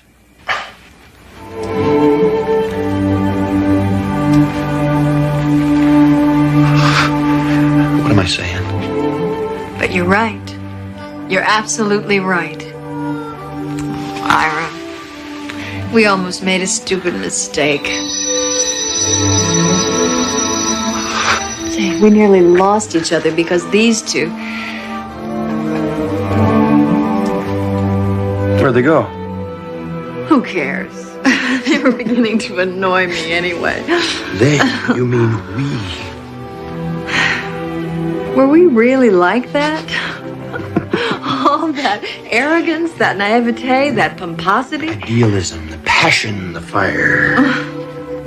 Well, what if they're right, Ira? What if we really wasted our lives? You know, I wasn't aware of the fact that our lives were over. I mean, just don't suddenly lose your social conscience because you cut your hair, you know. Come here, will you? Come here. You know that world out there that you wanted to change? It's still out there. It's just that our focus narrowed, that's all. Then we need to expand it. What do you want to do? You want to drop a little acid and watch the walls melt? No. No, I want my life to be about something more than watching my weight and thinking about how it used to be. Why don't you make it that? And how about you putting in some hours at that legal aid clinic that's always after you? Maybe I will. And maybe we could have a baby.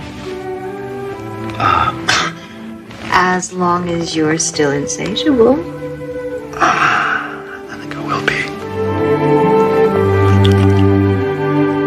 It has been said the 80s are just the 60s 20 years later. The costumes may change, but the cast remains. The arrogant, the radical, the naive, and the cynical the misplaced, and the spaced. Each a stage in the growth of a generation as it treads the tail end of the 20th century.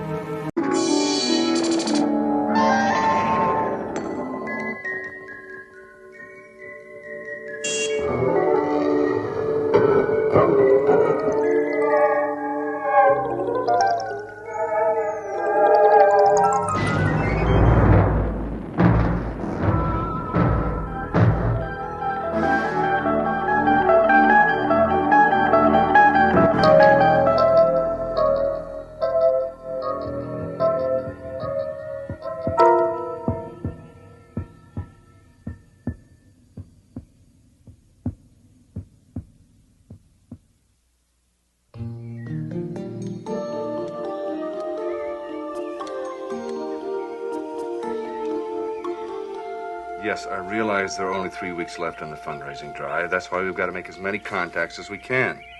Uh-huh. Well, did you talk to him? Yeah? Jerry, everybody's tired. But we're too close to our goal to slow down now. Right. Yeah, I understand that, but... Well, look, all I ask is that you try, okay? All right, thanks. Bye. There dwells within this parish a modern-day apostle and master builder who lists among his tools of trade a Bible, a rosary, and a calculator. His name, Father Mark Cassidy. Age, 42. A fair and noble man who's about to discover one of his accounts is still open. That account is labeled Guilt, and it's concealed in a ledger stored in the Twilight Zone.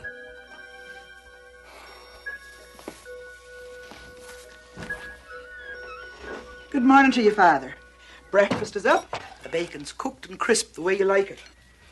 Well, I don't really have time for breakfast, Maggie. I've got a meeting with the Trust Fall Foundation people this morning.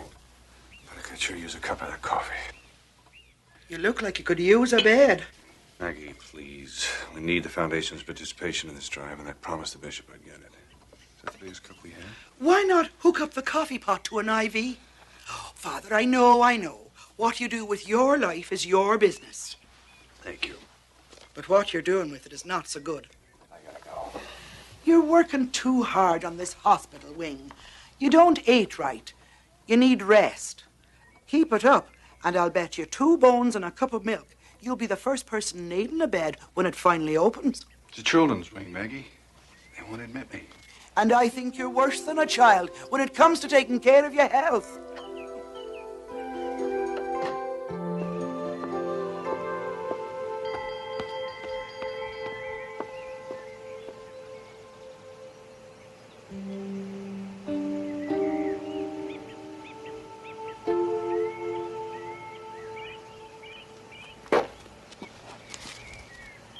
School bell rang, Billy.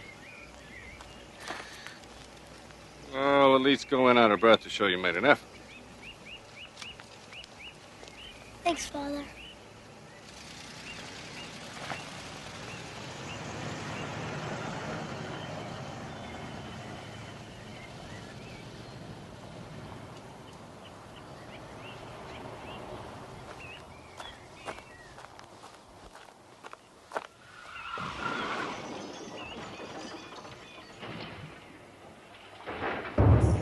Maggie, call 911.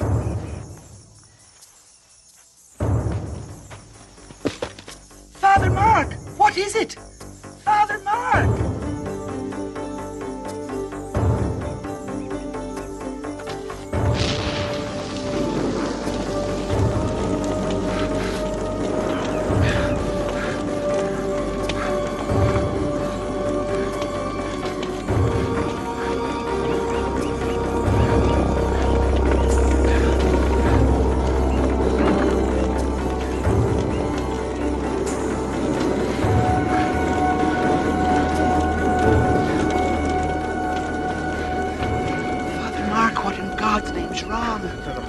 Go back.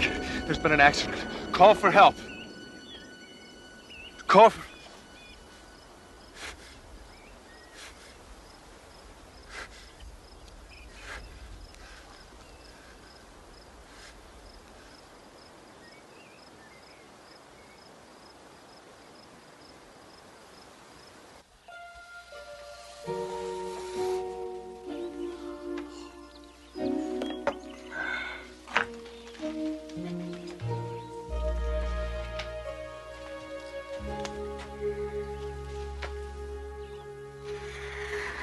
I remember that children's wing when it was nothing more than a dream. Monsignor Perot. It's good to see you, as always. I look forward to these monthly visits. Gets me out of the city. It makes me feel vital. Oh, do you mind? No, please. How's the bishop? Delirious. We don't know what you said to the Trustwell Foundation yesterday, but they've been calling all morning, asking, no, demanding to know what they can do to participate in the building of the hospital wing. Mark, I think we're going to reach our goals sooner than we think. Are you okay? Oh, yes. I guess it's just the shock of all this coming to an end. Well, maybe not too soon. Mrs. Dugan cornered me on the way in. She thinks you've been working too hard. Perfectly all right. I work hard, sure, but so do you. Oh, I know I do, but I also enjoy my time off. Mark, in the 20 years I've known you, I've yet to see you take a vacation. There was just too much to be done around here. I know. And if it wasn't for you, St. Timothy's would have closed its doors years ago. But you need a break, and I want you to take one. Monsignor, with all due respect, I couldn't take a break right now even if I wanted to, not with us being so close. But Mark, I made a commitment to those children and their parents to build them this wing. They're counting on me. If I'm tired, that's a small price to pay for all the good that will come of it.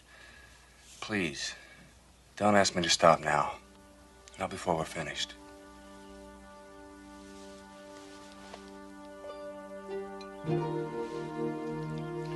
And Father Damien looked at the leper as though he were his brother. And he took the pipe from the leper's mouth and he put it in his own. Oh, gross.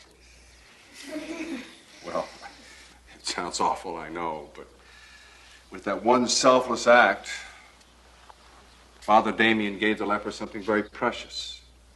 He gave him dignity. Now, I'm not suggesting that you go out in the world and help lepers. There are countless other sacrifices you can make in your everyday life that will make you equally worthy in the eyes of the Lord. Father Mark? I'll be right back.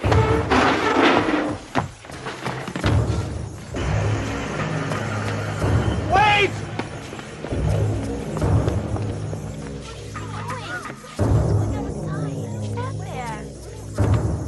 What's he running after?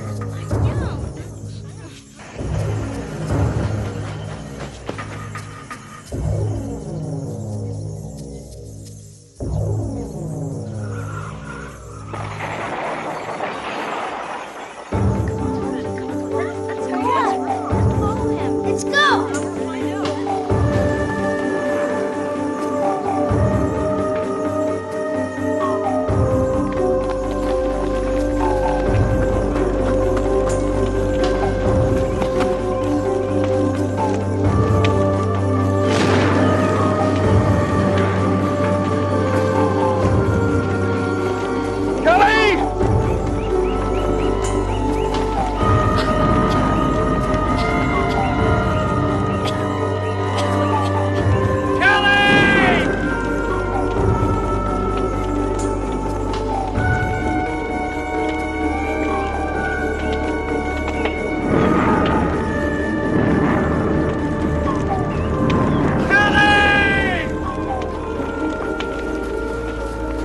Father Mark! Don't just stand there, get help! Can't you see? Can't you see?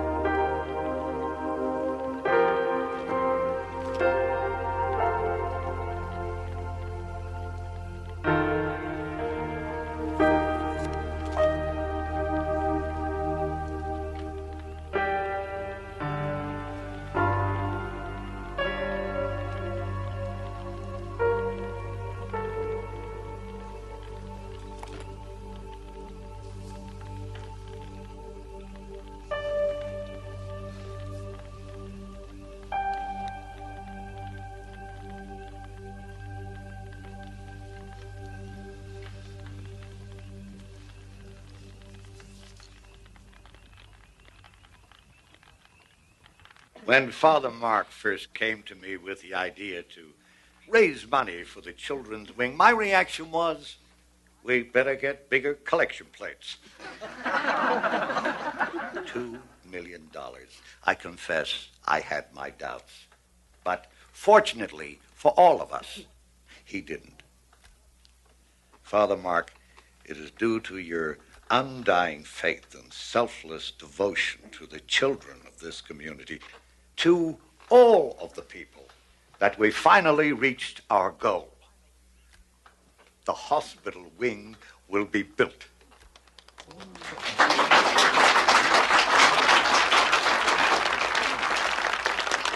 And I'm happy to announce that from this day forward, it will be known as the Father Mark Cassidy Children's Wing.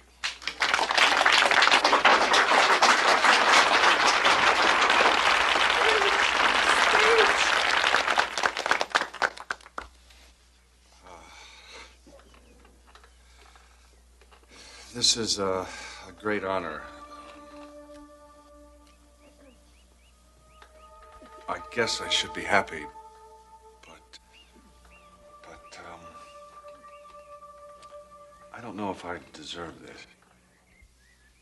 I know we all know this is an emotional time for all of us, so please, there's refreshments for everyone down in the church basement.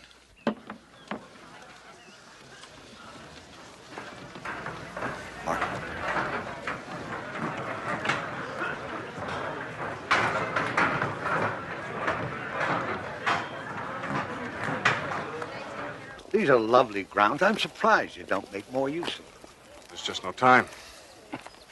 For people whose business it is to preach eternity, it's ironic that we can't take a little moment to ourselves every now and then. Oh, these roses are special. They were a favorite of a friend of mine. You know, the bishop is singing praises about you. He thinks what you've accomplished here is nothing short of a miracle. Well, please tell the bishop to reserve his praises for somebody more worthy than I. There are very few. Well, Senor, I am only a priest. No, you're a good priest, and God won't think any the less of you if you pat yourself on the back every now and then. I'm not so sure about that. Well, that's a matter for debate, and one that you'll now have plenty of time to reflect on. No, there's still too much to be done around here. Mark, this is not a request. The bishop has ordered you to take a leave. But what about the clothing drive and the pageant and the operating costs? Don't drive yourself so hard. Others can do those things. No, they can't. You don't understand. There's something God wants me to do. Something here, right here. And I cannot leave until I find out what it is.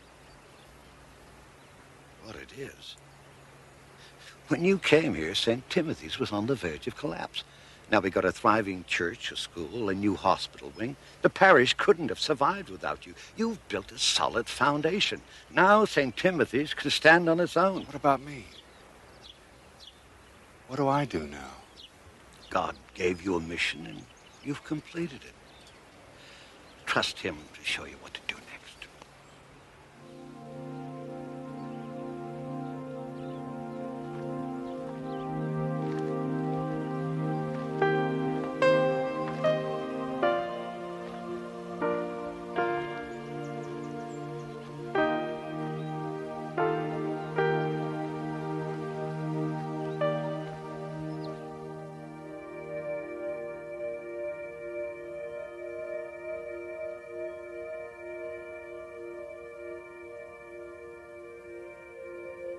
What do you want me to do?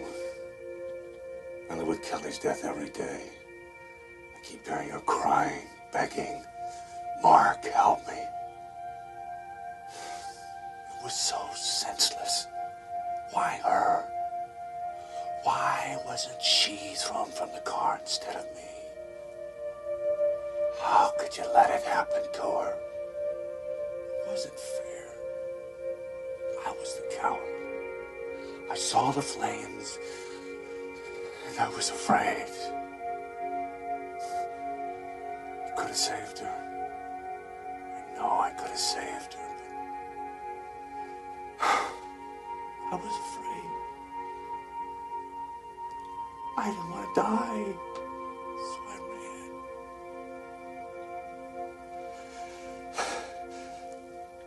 I know I'm not worthy of your forgiveness, but I ask your mercy. Haven't I atoned enough for what I did? Please, I cannot go on like this. Tell me, why is this happening?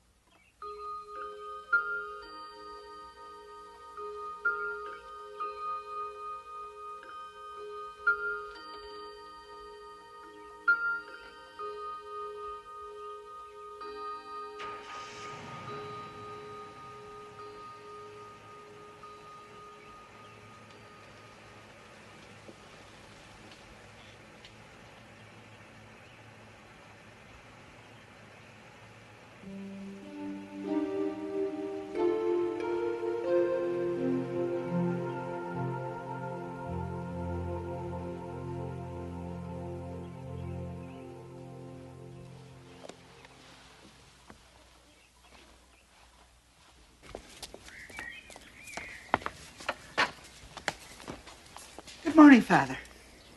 Yes, it is.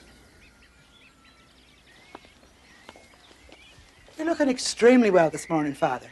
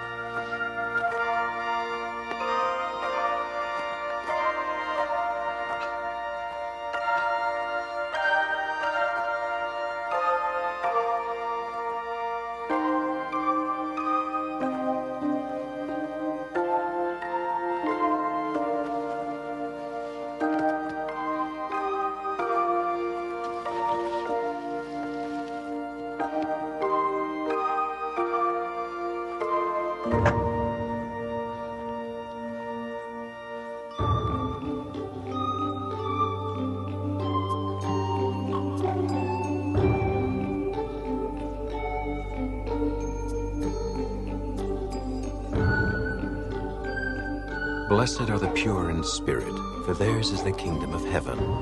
A message delivered from thousands of pulpits to millions of people yearning for peace, including one local parish priest whose road to peace and salvation crossed right through the Twilight Zone.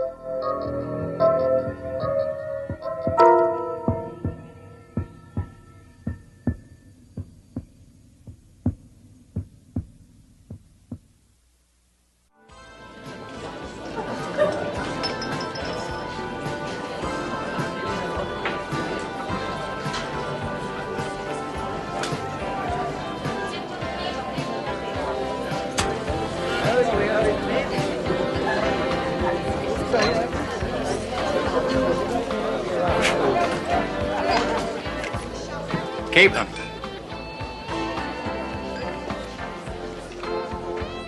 Pilgrimite method. Cure for the problem drinker. Hey, can I buy you a drink?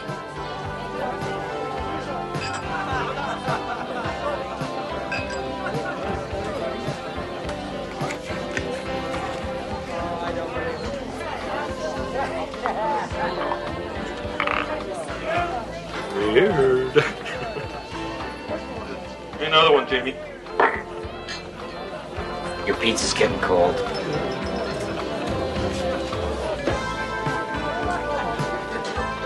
Look, we'll just make it one for the road. I'm out of here.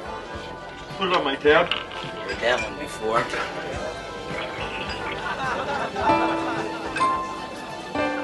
Miley Judson, an everyman who has strayed from the path, slipped and fallen many times. A man who seeks solace from his problems at the bottom of a glass.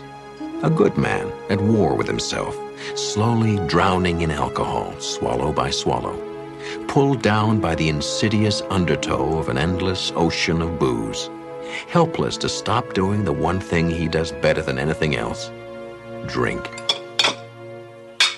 Hey, rise and shine.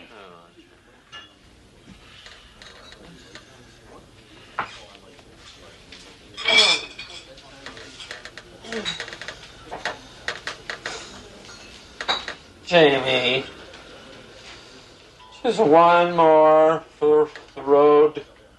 That's what you said 5 hours ago. We're closed, Miley. Go home. Home. I gotta go home.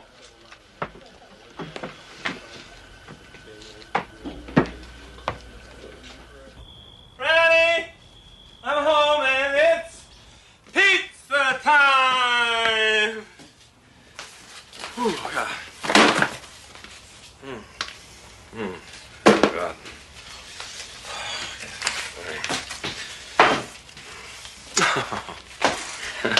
Hi. I'm sorry, honey.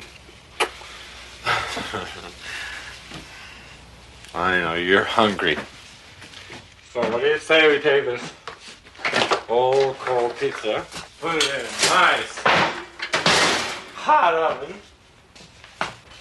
Do you have any idea what time it is? Are you sick again, Daddy? Come here. You hit the trail, kiddo. You got school tomorrow.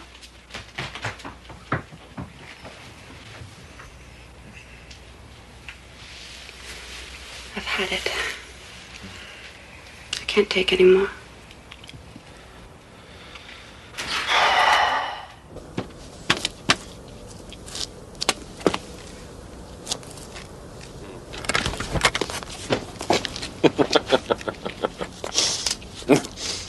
Dr.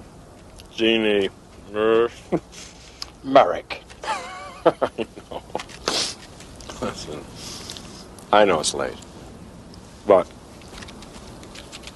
Matchbox says 24 hours a day. Come. Come in, Mr. Miley Judson. Judson. Come in, Mr. Judson. I'm used to my patients dropping in at odd hours.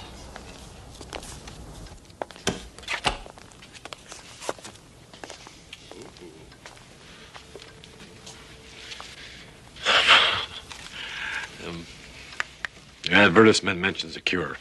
Yes. The Helgramite method. Go ahead. Help yourself. You want one? No, thank you. Now, I'll need some information. Information? What kind of information? Just tell me a little bit about yourself. Well, first of all, I'm tired of talking about all the friends I've lost. Tired about talking about all the blackouts. Tired of the hangovers. Look, I know I got a problem. I'm an alcoholic. I guess the bottom line is, what can you do about it? Have you tried to quit? Oh, 1,000 times. Tried everything. Shrinks.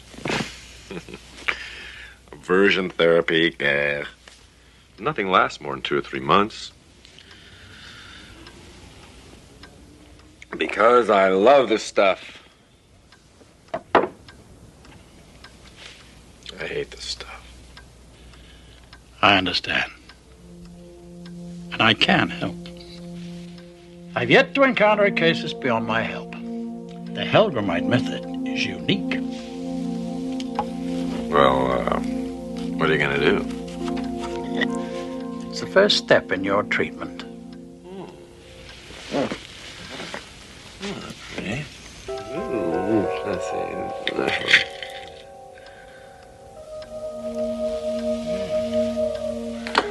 Oh, well.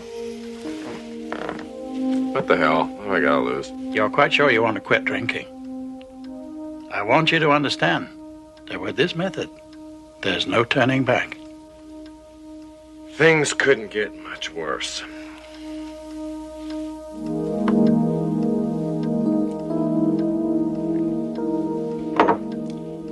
That's all there is to it for now. Call me in a couple of days. Well, that's all there is to it. There's no lecture. Next visit.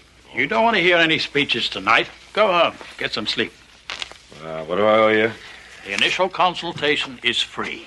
We'll discuss payment later if you decide to continue. Oh, hell, I'll give it a shot. I'm certain you will, Mr. Judson.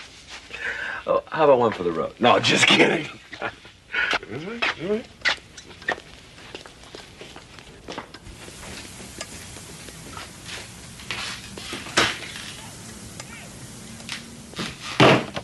Morning.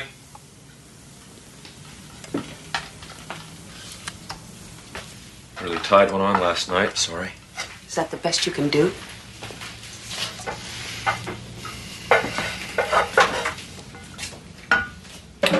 Franny, I think we need to talk. Talk? Miley, I'm fed up. Do you understand? Hi. Hey there, Chatter. Hey, Chatter. Here. Come here. Take your breakfast. Go in the other room. No, I said I was sorry, Franny.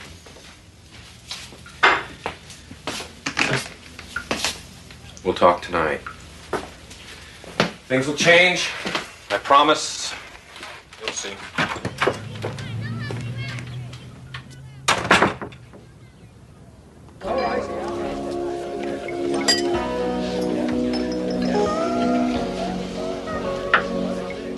Man, you're really putting them away. It's got no kick at all. Give me a whiskey, will you? Make it a double.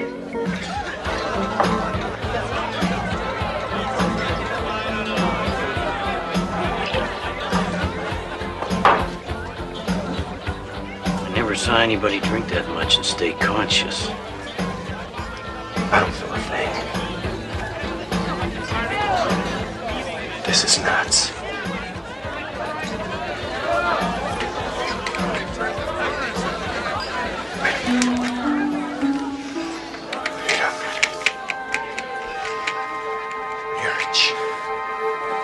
I see you've been drinking, Mr. Judson.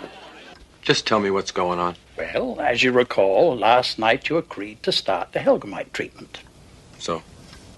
Have you ever heard of the Helgamite worm, Mr. Judson? What? No. Ah, well, the capsule you swallowed last night contained a rare sort of tapeworm, the Helgamite larva. By now, the worm has attached itself to your stomach. Your drinking has stimulated its growth. A worm? Oh, God. You gotta be kidding. From now on, the Helgamite will absorb all the liquor you can consume. You won't feel any effect from drinking. You don't think I believe any of this, do you?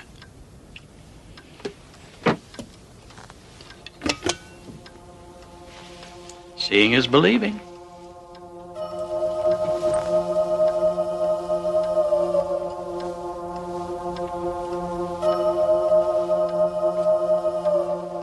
Of course, this one's not yet fully grown.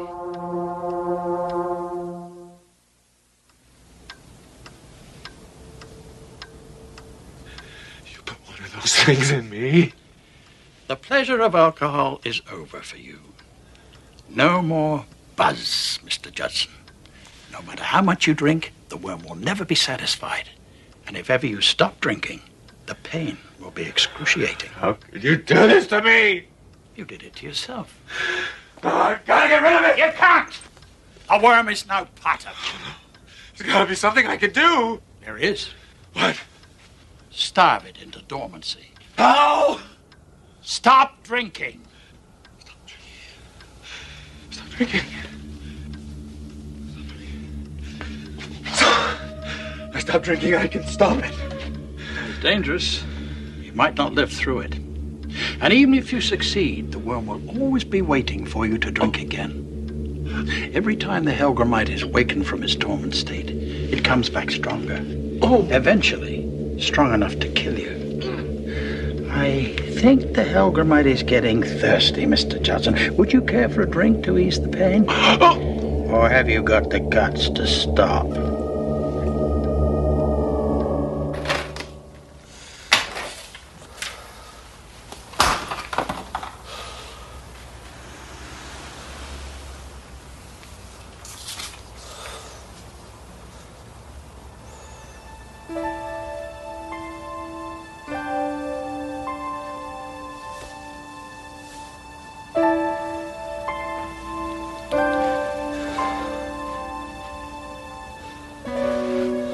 You look terrible. I want you to take Chad. Go stay with your mom and your dad for a week, maybe two. Why? Because I'm gonna lick this thing once and for all. Cold turkey. Same old broken record.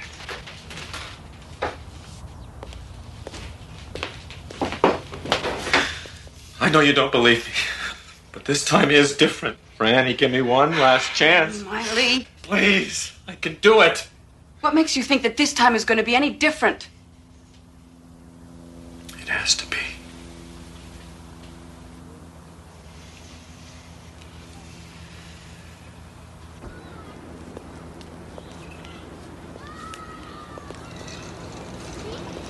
Is that it? Yeah, that's it. I love you, Daddy. I love you too, Chad.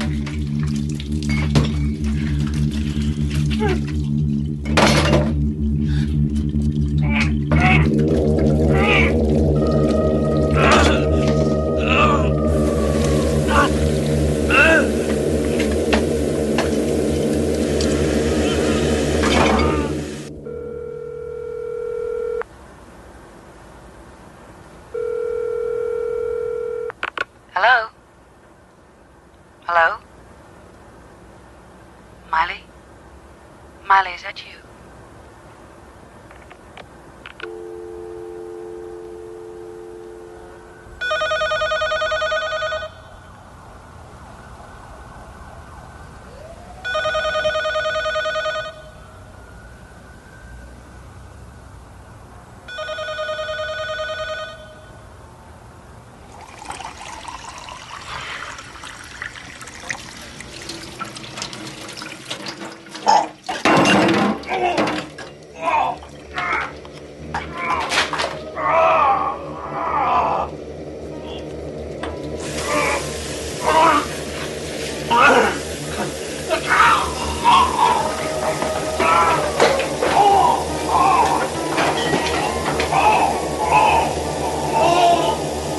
Oh, why did you do this to me?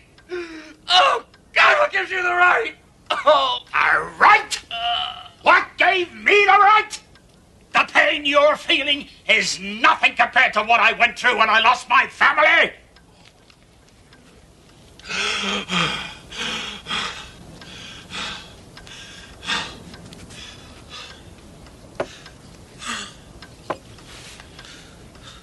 The man had been drinking. My wife and 2 children were crossing the street with the light. He didn't even brake until after he'd hit them. I came to you for help. I came to you for a second chance. And I'm giving you a chance. A chance for a new life. You've begun the process. Now you either quit drinking or die.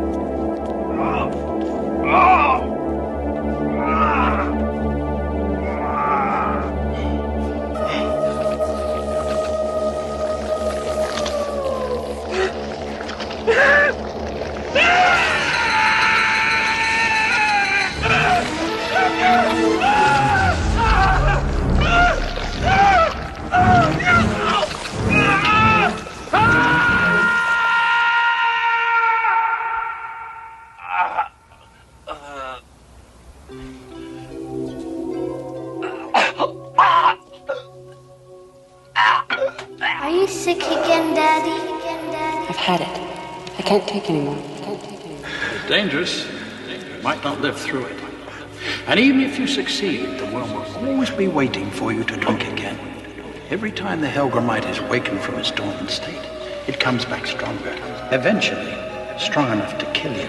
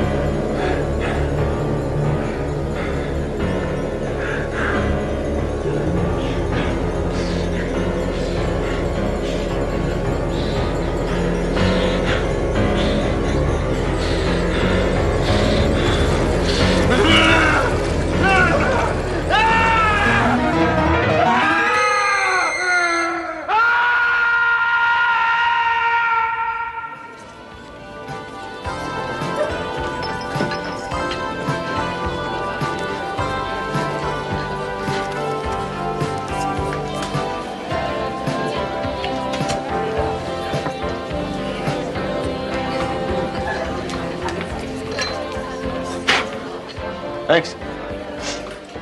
Keep them. Might need them. Miley, where you been keeping yourself? You on the wagon again? So I square my tab? Thanks. How about a drink? It's on the house. Gotta run. See you around. Miley Judson happened upon the simple discovery that there is no surefire cure, no quick fix, no shortcut to either sobriety or peace of mind. Some people achieve it through an individual act of will. Others find strength in numbers. What Miley Judson needed was a little something extra, something that could only be found in the Twilight Zone.